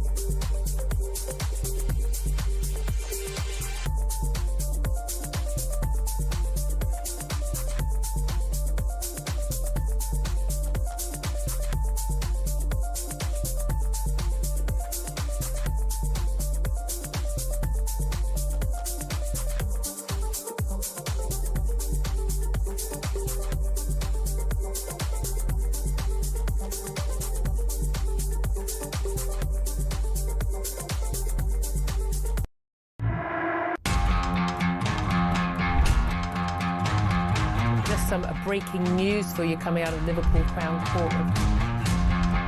Loads to talk about, I promise you that. Loads and loads and loads.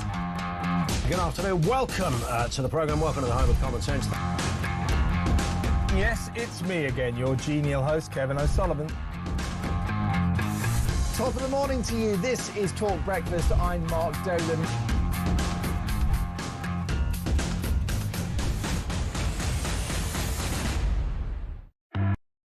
Across the UK, on DAB+, on YouTube, on your mobile, and on your side. This is Talk.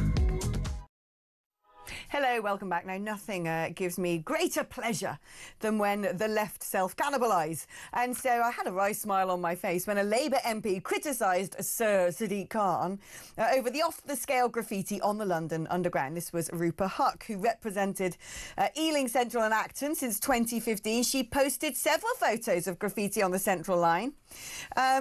And essentially said it's off the scale. The windows are unsuitable for looking out of. Now, I remember when various people on the right were pointing out the degradation of London. Tom Harwood, actually, over at the channel that we do not name, has made a big feature of talking about graffiti on the Underground.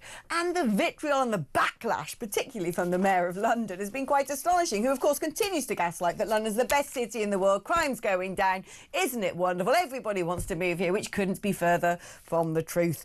And now we have seen coming over from America the same little thing where you get tent cities. It started over there in the States, the zombie areas of all the people living under canvas, and it's happening in London. Loads of rough sleepers, 20 tents alone opposite Warren Street Tube Station. People living under Marble Arch, that's been going on forever.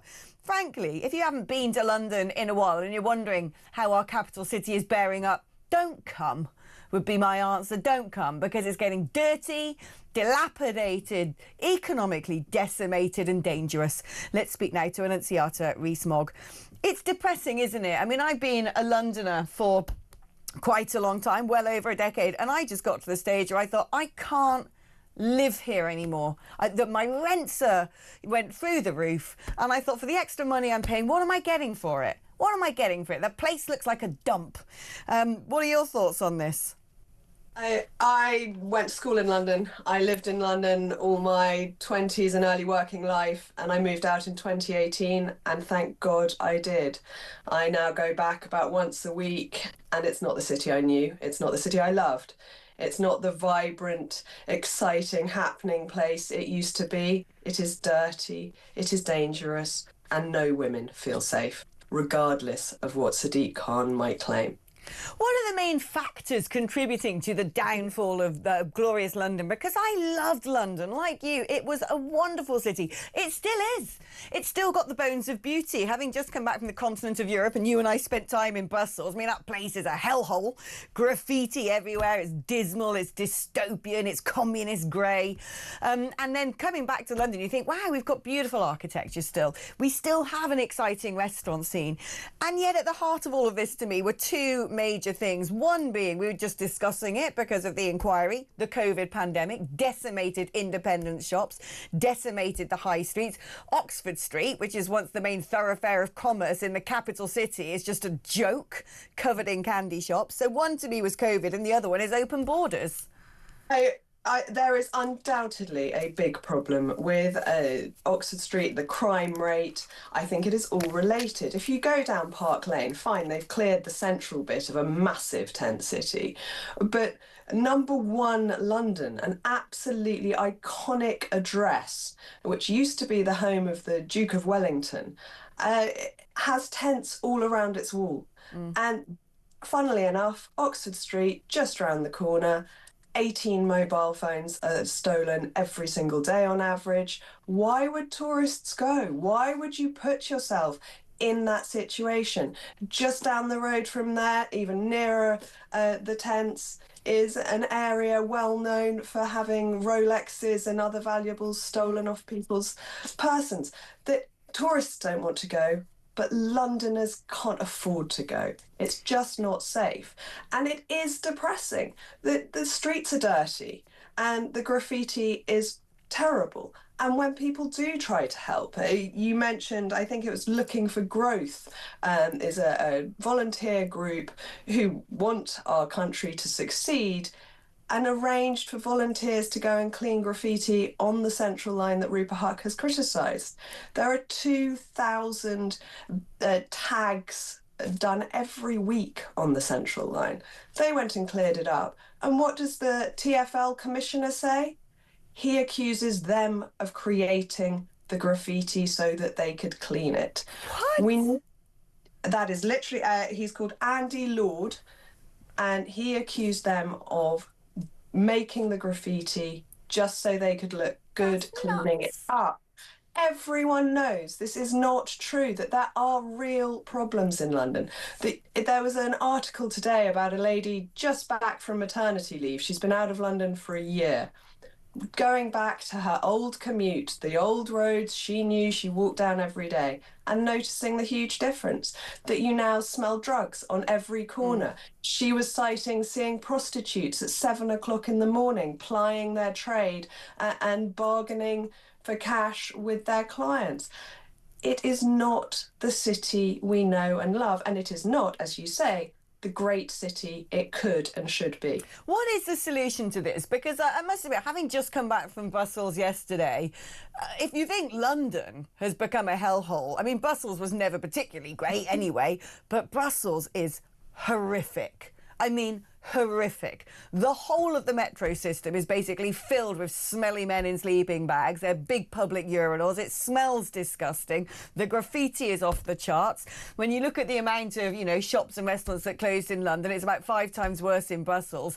London's not unique in facing this really disgusting decline. It's happening in Paris. It's happening in Berlin. It's happening in Frankfurt, in Madrid, in Lisbon. It seems to be attacking the whole of the West. So what is it that we should be doing to restore what should be the greatest city on earth?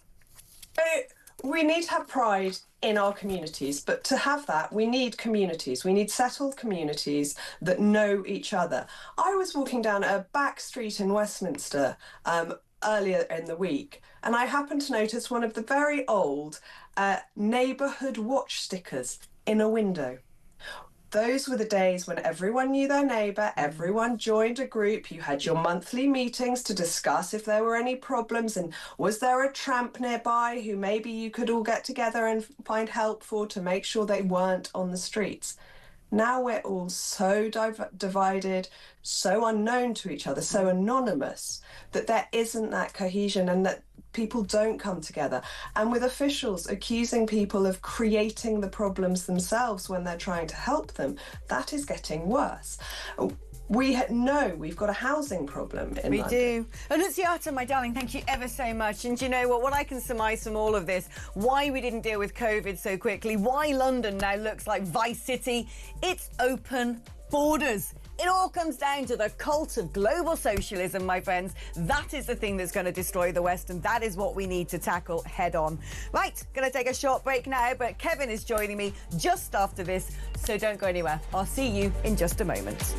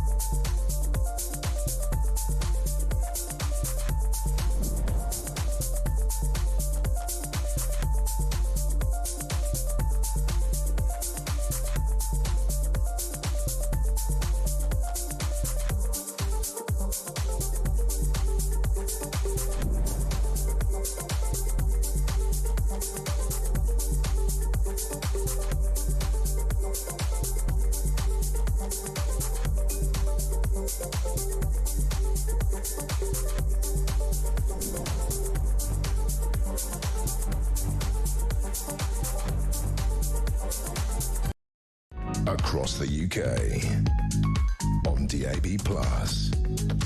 on YouTube, on your mobile, and on your side.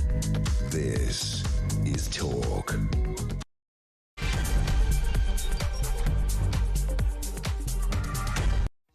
Do you know, it's funny, isn't it, folks? So welcome back, by the way, or welcome aboard if you've only just joined us. And where have you been for the last 2 hours? I've been missing you. But it's funny, isn't it? When you look at news, as I do day in, day out, you see these patterns emerge. You see this sort of macro picture of interconnectivity, which links all of the failures, all of the demise that seems to be happening in the Western world. And you can essentially boil it down to one common denominator. And that common denominator, like I said, is the mad people, the global socialists who seem to be running the shop. Because if they weren't the people in power, we'd have shut London off. We'd have shut the UK off at the outbreak of COVID and said, right, we're an island, no flights in, thank you very much, particularly not from China. Oh, can't do that. Must be able to have people flying in, can't upset Beijing. And we're talking about the demise of London. Well, yes, COVID hit it hard. This blimmin' inquiry isn't answering any sensible questions because it's just going along with the usual leftist orthodoxy. And then similarly, London, hellhole, why? Open borders. It always comes down to the same thing, this mad left-wing radical ideology that seems to now grip the global elites and is quite frankly a blight on our nation. Let's speak now to the brilliant Mr. Kevin O'Sullivan. How are you, Kev? Hello, Alex. I'm good, thank you. Yourself? I am okay. What a joke this COVID inquiry is. I think, look, in fairness, it does seem to be scaring up some interesting points. There are a few things, like I totally agree with the fact that we just didn't do anything early enough. Like, essentially say to China, don't you send our flights here, thank you very much. It also raises some questions about the impacts of lockdown. It talks about there should have been more economic analysis into the way we deal with COVID. But then it kind of goes on to say, oh, well, actually, Scotland and Wales did this better, even though they were really draconian.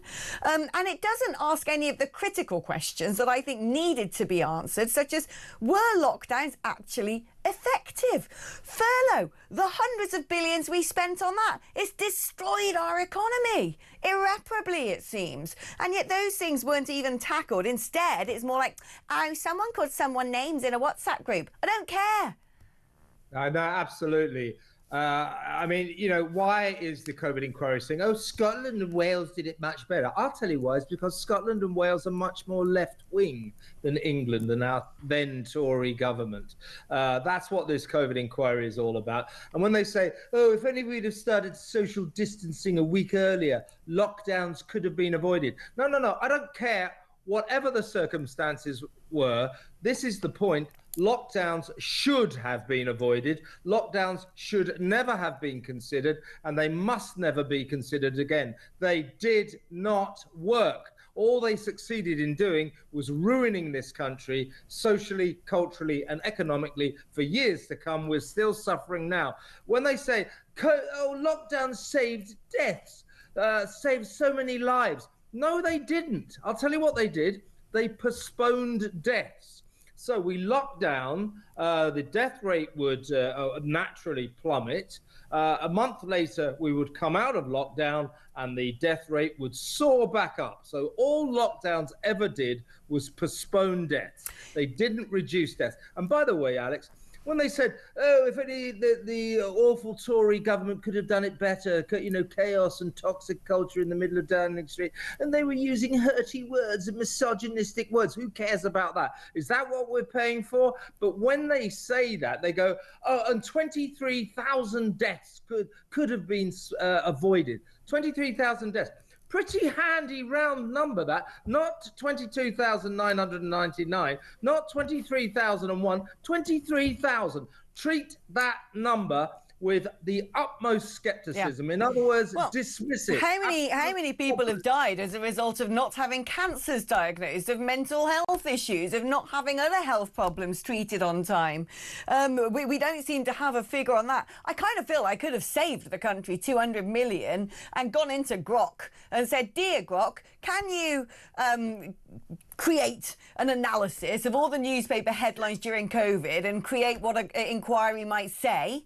And it would probably say exactly what the Baroness is saying, because it just seems to me things I've heard all before, and it doesn't go into the areas we really need to explore. It doesn't go into the whole China question. I'm sorry. Why did we just let them get away with dictating to the rest of the world what we should do while lying flagrantly to us about the origins of this virus? They should have said, there's been an accident, we're going to help you, this is what they were working on, this was the recipe for the thing that they were putting together in Frankenstein's virology lab, this is who it's likely to affect. And then all the people I want to know about the COVID for. There were loads of people making a huge amount of money from misery, a huge amount of money. And I'm not just talking about Matt Hancock's mates, etc. I'm talking about ordinary people coming up with fake businesses. You know, people who were sort of lying in the sunshine on furlough and then going out working as a delivery driver and double jobbing people that I was paying for. I feel like there's so many things that haven't been answered. And the main question that's failed to be answered is, if we find ourselves once again in a situation where the world says, uh-oh, there's a pandemic coming, like bird flu or something, how are we supposed to handle it? What are we supposed to do? That is what the 200 million quid should be paying for, the answer to that question. And I haven't heard it anywhere. If I hear the word bird flu threat one more time, I'm going to kill someone. How many times that bird flu's coming, avian flu, we're all going to die, we're all going to die, look out, here it comes, it never does. SARS, we're all going to die, we're all going to die. This is getting ridiculous. We're turning into a panic-stricken nation. And the trouble with the COVID inquiry, right from the start, and to this day, it's costing £180,000 every single day, has already spaffed £200 million worth of taxpayers' money. And right from the start, it never asked the essential question and refuses still to do.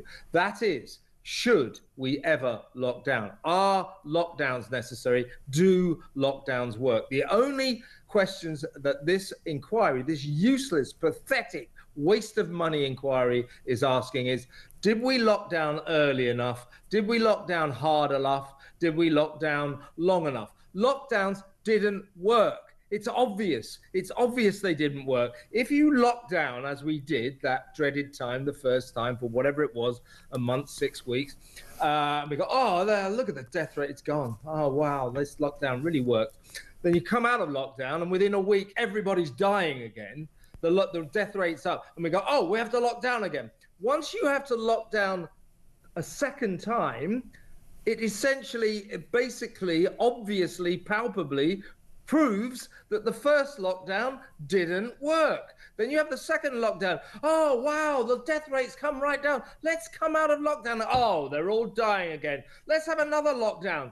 Don't you see, you fools, you idiots? These lockdowns don't work. All they do is delay, postpone death. But this is what is annoying me the most about this situation. I can excuse in the first 3 months of the pandemic when we didn't know what the hell we were dealing with, there being a sort of over-exercise of caution. I can get on board with that. I can't get on board with the fact that while the rest of the world was going, yikes, it looks like there's something about to begin here, that we were like, yeah, let's go horse racing, woohoo, let's bring the flights in, Chinese people, come on holiday, whoop, whoop, whoop. That to me was ridiculous, utterly ridiculous and shameful. But then I keep saying this. At some point, we knew what we were dealing with in terms of coronavirus. People had, taken samples of it, looked at it, could see who was dying, saw who the people who are most vulnerable, and we could have easily, at that point, started to have a more discriminatory system of dealing with this, shielding the vulnerable, saying to people, if you're fat, you might die from this thing, so sort that out, and then saying to everybody else, you need to go out, if you've had it and you've survived it, go out and be productive, go out and carry on living your life, because we're going to kill the economy if we don't. And to me, there was a point during the pandemic to which it became farcical. And the thing that I find the hardest to forgive is the religiosity with which people treated this. How quickly people were so keen to make us turn into snitches. The mask mandates, the kids being forced to smother themselves, the shutting schools, you're going to kill, walk clockwise around the restaurant. It was that stuff. And then, when other people said, I don't think this is effective, like all the top scientists who signed the Barrington Declaration were monstered and demonised. It's all like as if all of a sudden people lost their heads in power, got really high off the idea of being able to control people, or panicked so much that they thought that was the recipe without actually engaging their faculties, and started to go down the route of what I can only call hocus pocus hysteria. It's ridiculous. I mean, I know you're a massive rock and roll fan, but Alex, in the words of that Who classic song, we won't get fooled again. We are not going to allow ourselves to go through that again, put through this ludicrous, panic-stricken ringer by these idiot politicians and these alleged medical experts who didn't have a clue what they were talking about. Not a clue.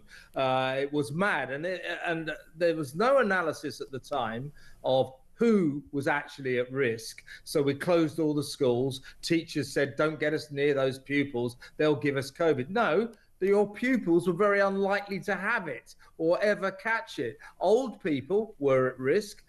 Many of them died not exclusively because of COVID, but because they had other problems. As you said earlier, obesity was a problem.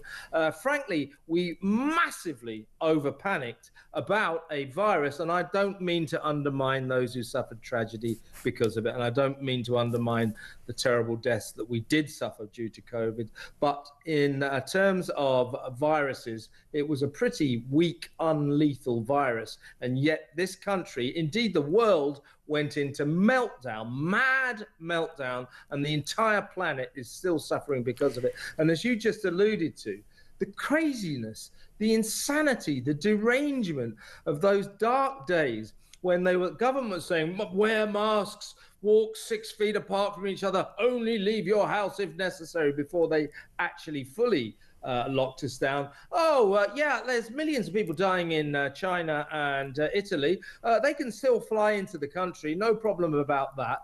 It was incoherent insanity. And as you also implied, quite rightly, people like Matt Hancock, they became sort of lunatic tyrants. They thought they were running the world. And, Isabel Oakeshot's brilliant WhatsApp exclusive, remember WhatsApp Gate, where she got hold of all the WhatsApps that Boris and government ministers were sending to each other. What did that reveal to us?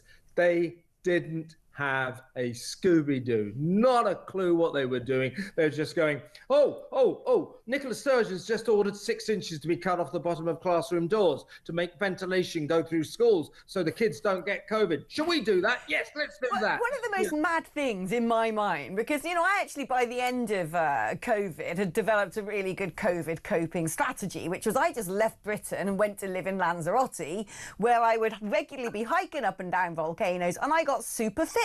I actually, by the end of it, had figured out how to hack COVID and came out the other side healthier than ever. And what stood out to me was it was quite clear early on that actually being indoors was probably, being indoors with other people is the problem. So let's all go outside. And we were gifted with a really lovely spring and summer during COVID. It was actually weather-wise brilliant. And yet we were only allowed out for 1 hour every day. And people were being groaned, by the police if they were sitting on a park bench. It should have been, look, guys, be careful. If you meet someone else who might be infectious, you're going to get it, and that's probably not a good idea. But knock yourself out going for jogs. Jog for 12 hours if you want to, because if you're a fatso, you're probably not going to survive this thing. That is what I thought was so crazy.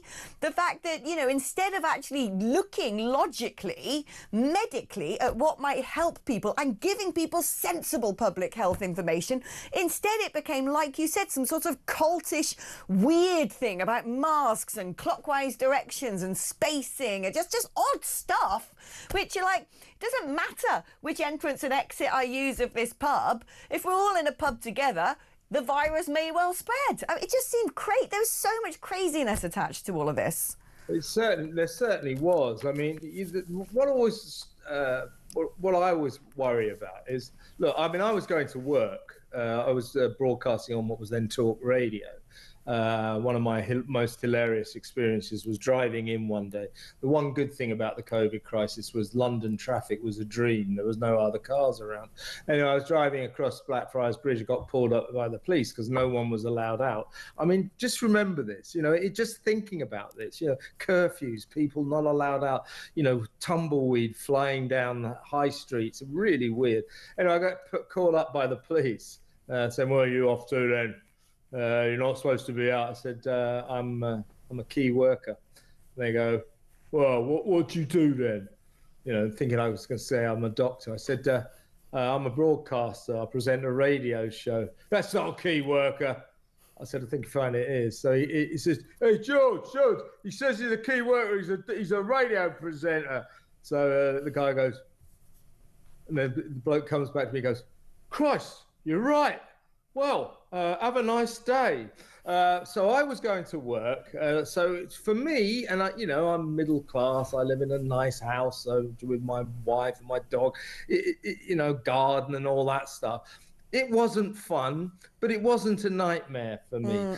For millions of people in this country, people living in high rises, people sharing crowded houses. It disproportionately affected the poor, basically. It was hideous. This is the thing. The have-nots were people, cleaners and all the rest of it, and bin collectors who still had to go out. I remember when they closed service stations and lorry drivers couldn't even stop somewhere to go to the toilet, and I thought that was disgusting, an act of criminality. The people who had things, decent salaries got put on furlough. They could sit in their back gardens. It was all the sort of, bottom end of society who were just treated like human rubbish, quite frankly. And I thought that was utterly appalling. But the thing that alarms me most about all of this, Kev, is, you quoted The Who there saying, fool me once, you can't do it twice or whatever. The problem is, culturally, there's now a whole load of people out there, Kev, who would love it. Oh, they would love another lockdown. There's loads of people now, ever since COVID, who refuse to actually get off their sofas and go into work in person because they think it's now their human right to sit under slankets. Yeah. In those days, how did you tell someone was left-wing? They were wearing a mask. And you still see them around today, even though we know masks don't work. The absurdities that we were surrounded by, that we were engulfed by, were just mad. No, wear a mask; it'll save life. No, it won't. And is this inquiry inquiring into the horror of the nudge department, those posters that they put up saying this is what will happen to you if you don't take your vaccine, if you don't do exactly what you're told, wear your mask, you'll die.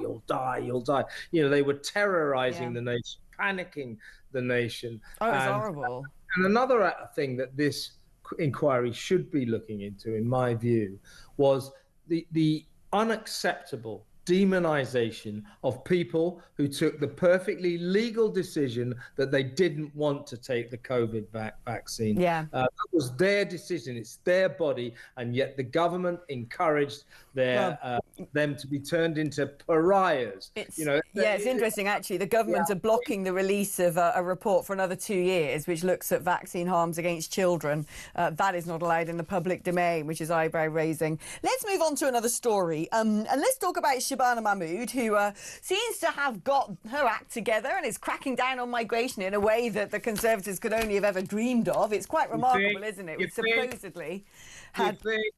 Well, no. Do you know what, actually, Kev? I do think, actually, Shabana Mahmood has got a whole load of... Not a single bit of it will work. Well, no, this is what I was going to say. I think that she's actually got some good ideas, but the problem is going to be her own party, because they won't leave the ECHR, and they sure as hell aren't going to let that pass through Parliament, are they? It's way too right-wing and commonsensical. Exactly, but she doesn't want to leave the ECHR either. So don't tell me she's the hard as nails, tough as old boots, Terminator Home Secretary who's finally going to solve the migrant crisis. Terminator. Look, what I always say is, look, all of her measures, that's good, tough talking. Stella Creasy, the Labour backbench lefty, dismissed everything that Shabana said as performative cruelty. I liked that phrase, don't agree with it, but Well, I'll tell you what it really was. Her entire speech, all the way through last weekend, briefing, then her tough talking speech on Monday. It was performative headline hunting. Looks good in the papers. If you don't leave the ECHR, none of this will happen. There's a few measures that she won't even get through Parliament. Most of it she'll get through Parliament because of the enormous Labour majority. But for example, taking migrants' jewellery at the border when they arrive on small boats, she won't get that through. But this is the mad thing, right? When you delve into the language of people saying, "Oh, it's performative cruelty," anybody who wants to break into the country is somehow beatified and a refugee, and it's absolute bunkum. This is at the heart of all of this. There are a load of people laughing at us because they just want to come here. And now the bit of the policy that I actually, it may well save money in the long run, but it sticks in my craw, is the idea that people who shouldn't be here might be paid to go home. Well, they're already getting $3,000, Alex. What Shabana, tough as old nails, hard as boots and all that, Shabana, the Terminator Home Secretary, she's really cracking down. What she wants to do is give them lots more to leave. So we're talking about 10 grand or something. So she says, "Oh, I know. I realise that sticks in people's craw, but it works." Well, it does stick in my craw. These people came into our country illegally. Are we so weak? Are we so feeble that we have to say to them, "Oh, pretty please, could you go back to your country? Here's £10,000." No. Kick them out for free, like Donald Trump. Can you imagine, exactly, can you imagine Tom Homan, in charge of ICE down in America, being like, "Oh yeah, dear Mexican drug cartel, please can you go home? Here's some cash money because you won't be able to sell your product on the streets anymore." Pathetic. It is ridiculous. Now, talking about ridiculous things, the BBC. Well, apparently, more and more people are tuning off and saying we don't want to pay the licence fee, and it's costing them £1 billion a year. Perhaps, given that particular economic measure, the BBC should be saying, right, we better tighten our belts. We better start creating content that people actually want to watch and listen to. Yeah, well, there's a thought, isn't it? And perhaps we could cease our hobby of lurching and staggering from one scandal to one crisis to another scandal to another crisis to the next. That's all they do. And by the way, if they think that Donald Trump's going away with that $1 billion or maybe $5 billion lawsuit, they can think again. He's going for them. He's going for them big time because they told an egregious lie about him. How is it, by the way, I keep saying this, but you know this, you're a journalist. Why does the BBC think that it alone, in terms of liable cases, should be allowed to get away with just an apology? Their case is, well, we didn't really defame him. Oh, I know. You don't think that someone pretending that someone called for violent revolution and insurrection is defamation. Secondly, they then say, well, all right, well, yes, we did apologise, and okay, the Director General and the head of news have quit because of it, but that's enough, isn't it? No, it's not enough. You have to pay compensation like every other media outlet does, like we would have to, like the Times or the Sun or the Telegraph or the Mail would have to. Why does the BBC think it should get special circumstances and just get away with an apology? It won't, I'm telling you now. Well, I think the worst part of all of this is the fact that the BBC on this matter are still lying, because they said in their sort of, lily-livered fake apology, it was an accident. How is it an accident? I'm sorry, you can't just... When you sit in an editing suite and you go, let's take this bit of footage here and this bit of footage here and slice it together perfectly with some doomy music and a grey filter to make it look as if Donald Trump called for insurrection, that is not an accident. An accident is, I don't know, accidentally bashing your mother's vase off the coffee table because you swung your handbag around. That's an accident. You don't sit in an editing suite and sort of, I don't know, go to the toilet and you come back and magically 2 clips have floated together in the sky and neatly stitched themselves together with all the production values that they used. They did it on purpose, you're right. Yes. They did it on purpose, and also Newsnight did it as well. So there's 2 examples of it. Now, in any case, a libel, most libels committed by newspapers or broadcasters are kind of honest mistakes. You know, a journalist, a reporter thinks they've got the facts right. Editor goes, okay, we'll put that in. It turns out to be horribly wrong. You lose the libel. It wasn't done on purpose, but that doesn't matter. If it goes into print or it goes into broadcast and you've told a lie about someone, even accidentally, you're in big trouble. The fact that the BBC did this on purpose makes it all the more worse. If you could persuade Donald Trump, sorry, Donald, this was an honest mistake, one of those things, he would back away. His fury revolves around the fact he knows what happened. They did this deliberately. And once again, why does the BBC think it's the only media organisation that should be allowed to get away with just an apology? Right. They keep saying, well, we said sorry. What more does he want? I'll tell you what more he wants. $5 billion. Get used to it. No, you're right, Claire. I couldn't agree more. Brilliant, Kevin O'Sullivan there, ladies and gentlemen. Of course, he's going to be back for the political asylum a bit later. All we actually want is the BBC to go, do you know what? We have got a problem with being a bit left-wing. We are biased. We recognise that there is a culture within the corporation that doesn't reflect the actual ideologies and opinions of society, and this is what we're going to do about it. We've been waiting for that mea culpa for way over a decade now. That's all you need to do. And while you're at it, if people don't want to pay the licence fee, if that puts you £1 billion in deficit, perhaps cut back, right? Perhaps get rid of some of the ridiculous things, some of the content that you don't need to be making. Huh? Why don't you streamline yourselves and then go, I know, let's have a market-focused approach to what people want rather than an agenda-setting approach to what people want. Let's reflect the true opinions of society. Let's stop demonising people who voted Brexit, etc. And then all of a sudden you might find people want to pay the licence fee. Right, we're going to take a short break now, but when we come back, I'd love to hear from you. 0344499 1000 is the number to dial. And back after this.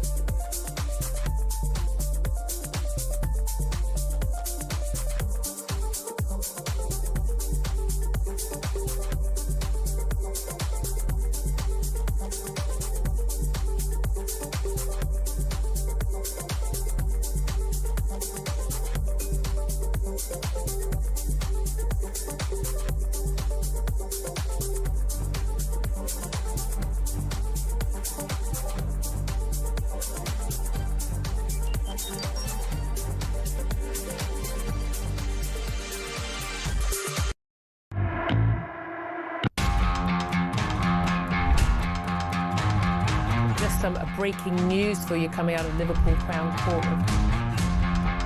Loads to talk about, I promise you that. Loads and loads and loads. Good afternoon. Welcome to the programme. Welcome to the home of common sense. Yes, it's me again, your genial host, Kevin O'Sullivan. Top of the morning to you. This is Talk Breakfast. I'm Mark Dolan.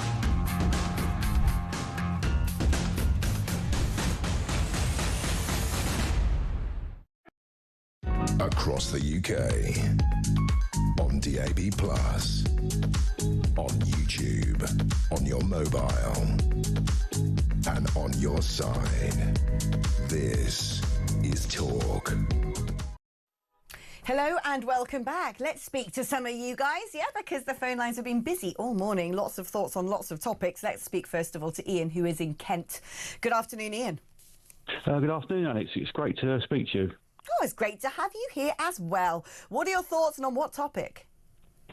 Regarding the effects of lockdown, I ran the family business with my brother, and we was there. I was there over 32 years.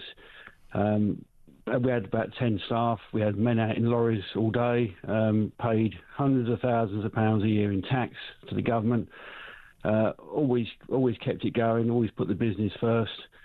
In 2017, my brother died of cancer quite suddenly, and I was on my own, but I carried on because it was the right thing to do. And but then we had COVID come along a couple of years later, and most of my staff, about 6 of my employees, decided that they were going to stay at home and get paid because the government and the media were telling them that's what was going to happen. They didn't have to come to work anymore. They could stay at home and I was going to pay them.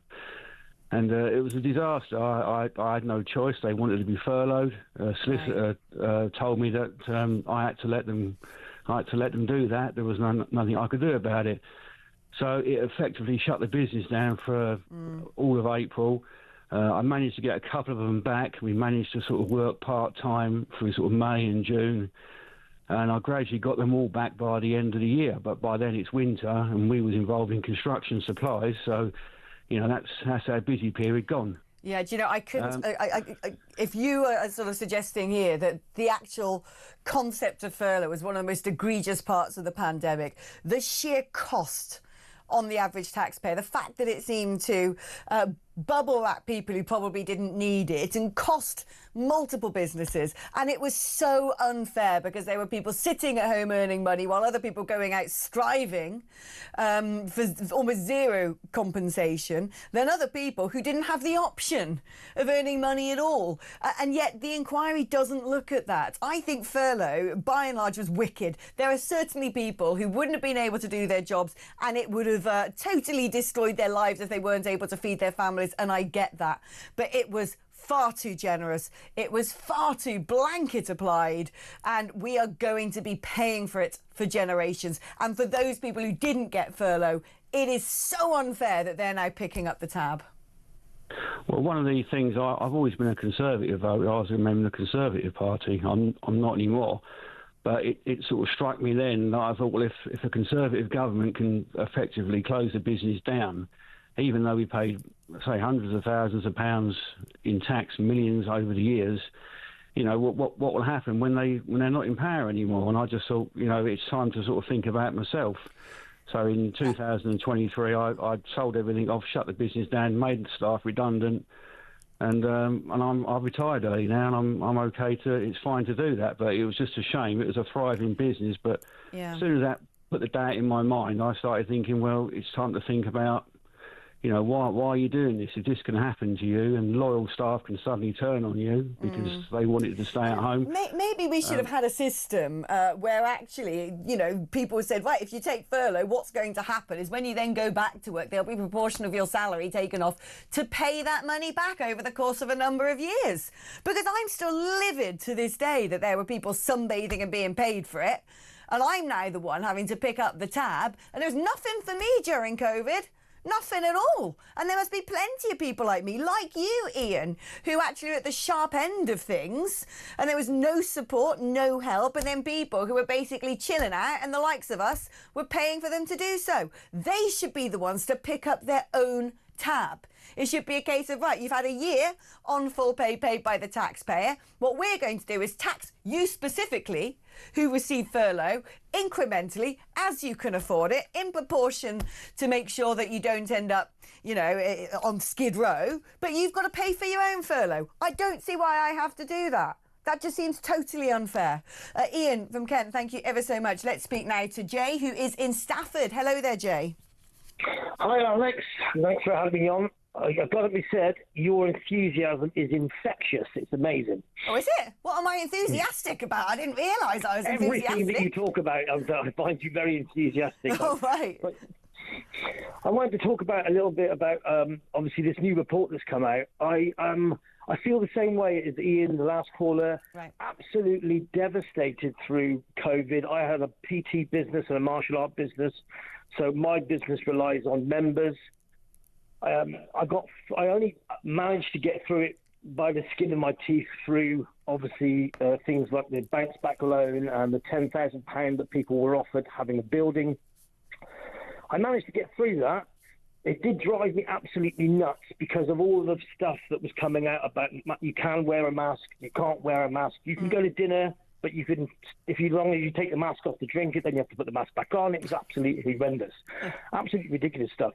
But this report, has anybody bothered to ask this Baroness if the evidence that she's put in this report have any scientific basis whatsoever? I do find some of this stuff quite funny when it's like, well, 23,000 lives could have been saved if we had done stuff earlier, but shouldn't trust the modelling. The modelling was all wrong. It's like, okay, so based on what? Like, I don't understand where these figures are coming from, and I don't trust them any more than the modelling. And, you know, listening to you there, Jay, with a PT martial arts business, I was saying earlier that we actually had, climactically speaking, a lovely sunny COVID, from my memory. And actually, one thing that the nation should have been told is getting fit, staying fit and exercise is going to increase your chances of being able to survive this thing, of not having COVID as bad. It should have been an opportunity while the government had a captive audience to say to people, your diet's rubbish and you need to get off your sofas and move about a bit more. And I don't understand why someone like you shouldn't have had a booming business being able to conduct martial arts out in a public park. You could have had class after class after class after class with a sort of understanding that we're not going to be rugby tackling each other to the floor and licking each other's faces. But actually, here are sort of drill sessions you can do. These are sort of skills you can practice. This is a way to exercise and become more flexible and become more healthy. There's simple things like that during COVID I thought, and it's all very well to say, well, you say that in hindsight, and how could the government have done that? And they wouldn't have known if people... No.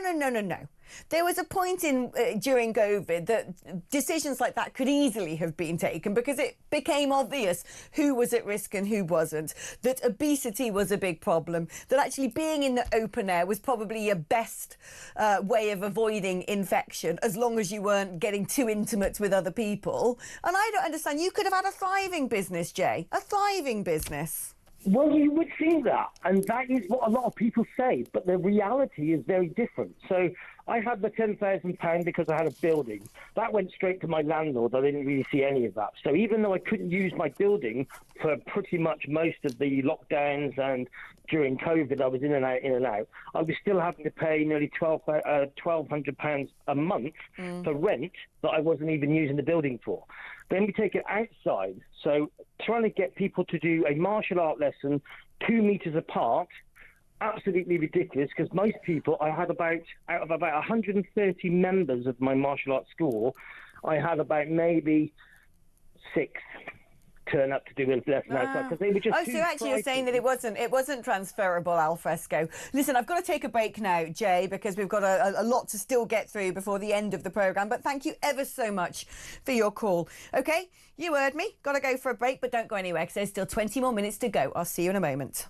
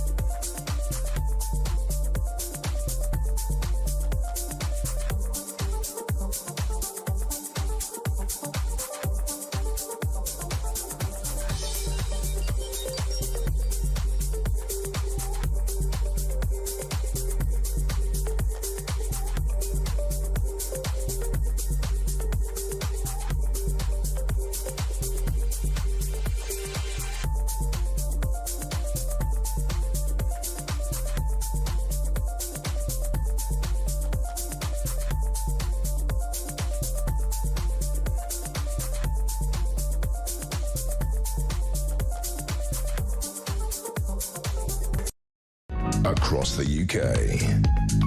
On DAB+. On YouTube. On your mobile. And on your side. This is Talk. Well, if things weren't bad enough with the open borders, if it wasn't dystopian enough under COVID lockdowns, then perhaps we can focus our attention on the economy. That should cheer us up, shouldn't it? Yeah, no, it's really not going to. But let's speak to Justin Urquhart-Stewart, economist and chairman of the Regional Investment Platform, because he always does cheer me up. He makes doom and gloom seem, well, a little less horrible. Justin, I want to start off looking at COVID because it's the biggest story of today. The analysis of whether the government's approach was right. There was some lip service paid to the economic impact of lockdowns. There was a suggestion that perhaps there should have been a working group or a committee of experts who would look at the economic implications of the policies put into place. But I want you to actually spell out to me in numerical terms quite how devastating COVID was for our economy, how much we spent on COVID, how long this is going to take us to pay back, whether it can be paid back. It's a huge subject, and I have to say that report hasn't helped. There's another word for you coming out now, which is behindsight. That's looking backwards at a report whilst talking out of your bottom. When you actually look at the information it's come out with, frankly, there's nothing new there. It's just a huge amount of money, and we've learned, appear to have learned very little indeed.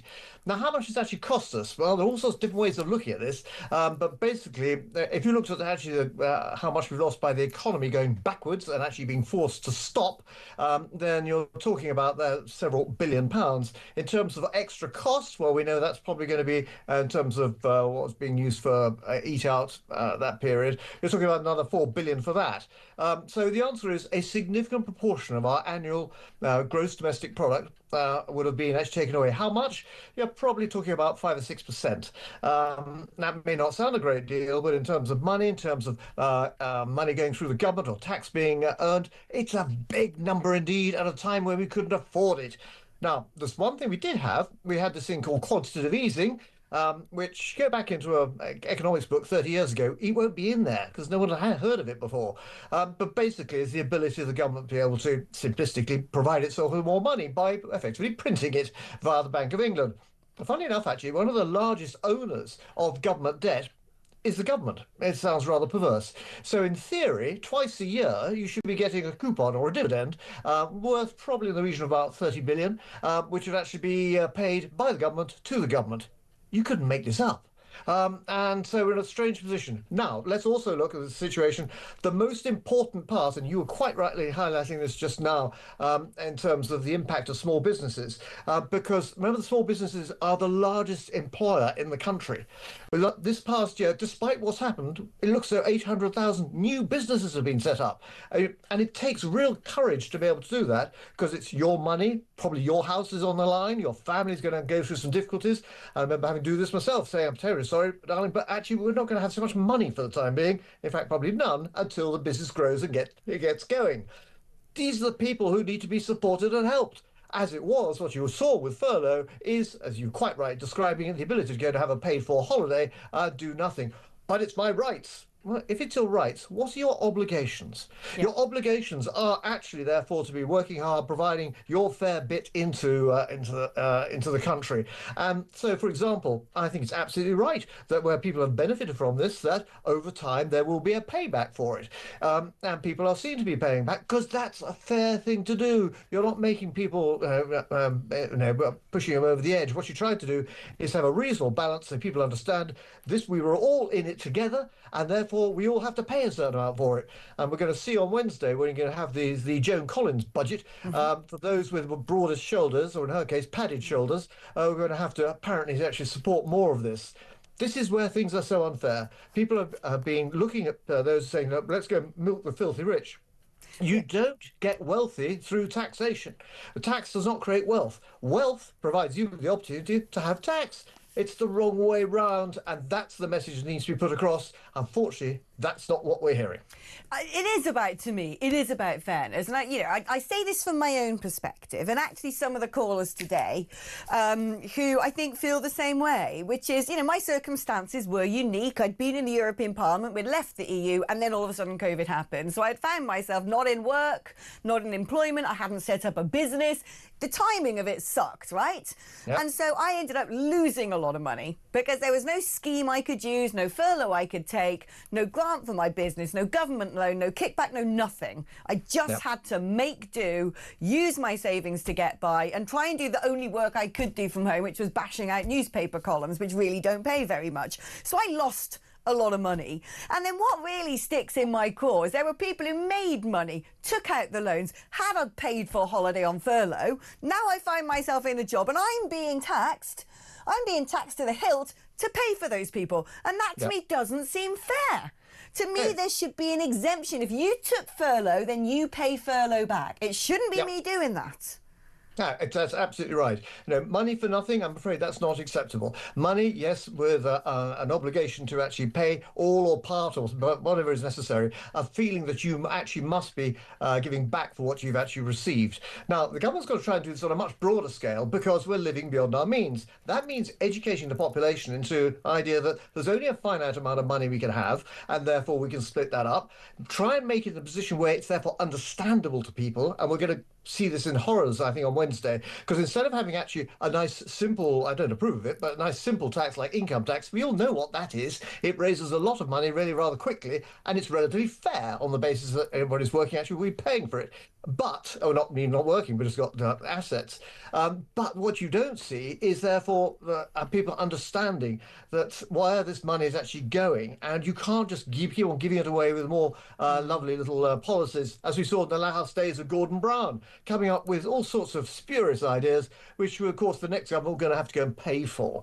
This comes down then to proper financial education. And it is a way where people understand this is what I'm getting, this is the benefit I got, now here are my obligations to pay some back. Also, make taxation more positive in terms of if you are paying more taxation, I tell you what, we're going to give you a discount on your inheritance tax or something like that. Right. Something tangible which people say, I can understand this. This is now there is something in it for me, not just all negative. I totally agree, Justin. We've got to leave it there. I could talk to you all day. You're so delightful. Say hello to your pussycats for me, please. The brilliant Justin Urquhart-Stewart. It does seem to me just always grossly, grossly unfair. There are people who just live off the handouts. And when people go, the government should pay. The government should... When you say the government should pay, that's the taxpayer. It's not a magic money tree. You can't keep knocking on the same people's doors to fork out and give them nothing in return. I think Justin had a brilliant point there. Right, we're going to take a short break now, but let's wrap up the programme with your calls and messages. Don't go anywhere. I'll be speaking to some of you after this.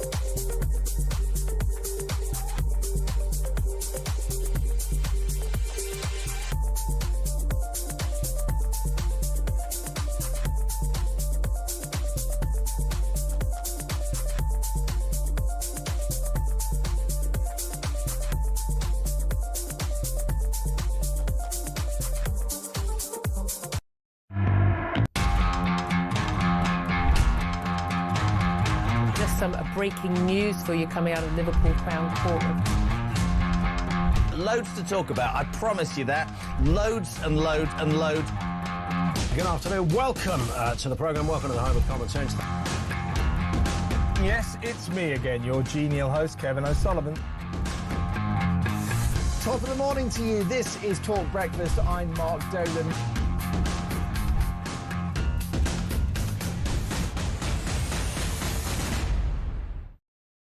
Across the UK, on DAB+, on YouTube, on your mobile, and on your side. This is Talk. Hello, welcome back to the programme. Now, as promised, let's do some calls. Let's speak to Matthew, who is in Cheshire. Hello there, Matthew. Hello, Alex. You okay? I'm all right. How are you? Yeah, I'm all right. During COVID, I became a delivery driver for a well-known delivery company. And the people who were having barbecues, parties, get-togethers on all, council estates, middle-class estates, it was scandalous. The bargain booze had empty shelves by 3 o'clock in the afternoon because everyone was on the sauce. And my eldest son, he didn't do his exams, so he left school with the made up exam results. And my middle daughter, she went into high school and she struggled all the way through high school because she pretty much missed a year of education. So the whole thing was a sham, and I hope they never, ever experience again. Like I said, some people had a very good COVID indeed. They were being paid to do nothing, sit in their gardens, people with big houses, people with furlough. I remember going to the supermarket because I was with my parents and I used to always do the supermarket run on behalf of them. And there was no tonic for gin and tonic on the shelves. It's really telling. And there were some people who had a very good COVID indeed, thank you very much. And there were other people whose lives were devastated by it. And what doesn't seem okay is there has been no address of whether this was balanced and proportionate. There was no fairness in coming up with blanket proposals for everybody. You must stay indoors. What about people who didn't have a back garden? What about people who lived in high-rise flats? It was just, what about, like I said, people like delivery drivers, service stations were closed down. That, to me, was a wicked thing to do. That couldn't have been hygienic at all. I just don't feel like this inquiry has addressed any of those issues. No, it's not covered anything. It's just made some people very, very rich. But it's like every day they were telling me how many people had died. So it was 10,637 from 1,000 people had died over the night. But there were people who died. Well, some people were just dropping down dead and, you had a sniffly nose, it's COVID. So the numbers that people who died of COVID, that was falsified. I forgot that. That was a thing, wasn't it? You got hit by a car and you died from COVID. I forgot that was a thing. It was ridiculous because it was just, honestly, you had the sniffle. He died of COVID. Well, yeah, but he was 97 years of age and he just passed away. I reckon if you looked into the detail, I bet you could knock 15, 20% off the actual people who died of COVID. It's a very interesting thing. Again, something else that the inquiry doesn't seem to have addressed. Matthew, thank you ever so much for your call. I've got to give you some breaking news now. The former leader of Reform UK in Wales has been sentenced to 10.5 years in jail after he admitted accepting tens of thousands of pounds in cash to make pro-Russian statements to the media and to the European Parliament. Nathan Gill, 52, of Anglesey in North Wales, has pleaded guilty to 8 counts of bribery between the 6th of December 2018 and the 18th of July 2019. The Old Bailey heard his activities were linked to pro-Russian statements about Ukraine during his time as an MEP. He was an MEP for the UK Independence Party and subsequently the Brexit Party. Right, I think we've got time to squeeze in one more call. Let's speak to Jerry, who's in Newcastle. Hi there, Jerry. How are you doing, Alex? All right? I am all right. I'm all right. How are you, Jerry? All right, Pat. OK, COVID, yeah. I think this inquiry is missing everything. It seems to be running towards we need more lockdowns, harder lockdowns, and that seems to be its mission. But they're forgetting that COVID cost us, at the last counting we had, was about 450 billion. My estimate of that today is probably closer to 600 billion with inflation. Right. Now, if we have to go back into lockdowns again, and they're going to be longer and harder in order to stop this, the bill is going to be even higher than that. Can we afford that debt? Because it's funny, isn't it? It's funny, actually, that we're already sort of positioned as a society to say, you know, if we have to do this again, it was totally unprecedented. There'd never been lockdowns before. And it's almost as if now the government has created this big red button that they can suddenly go, bam, you now need to stay inside your house. I mean, that shouldn't be a normal thing to anticipate. Well, quite right. I mean, you know, so the other thing is obviously our gilt yields will then go even higher than they are now. So not only will we have more debt, we'll be paying more on all of that debt. So we'll be bankrupt. They've come out and said if we locked down earlier, it would have saved 23,000 lives. Now, that possibly is true in the first lockdown, but what most people didn't pull out of that it was all the other lockdowns. I mean, this is the other thing. Look, Jerry, I've got to let you go, my darling. Thank you so much for your call, but we are about to wrap up the programme, and so it's time for me to welcome into the studio Mr. Ian Collins. Hello, my lovely. Sorry. Have you got COVID? I think I got a drop of COVID. Get your masks on, kids. Masks out. Yeah, I mean, this inquiry, it's, for want of a better phrase,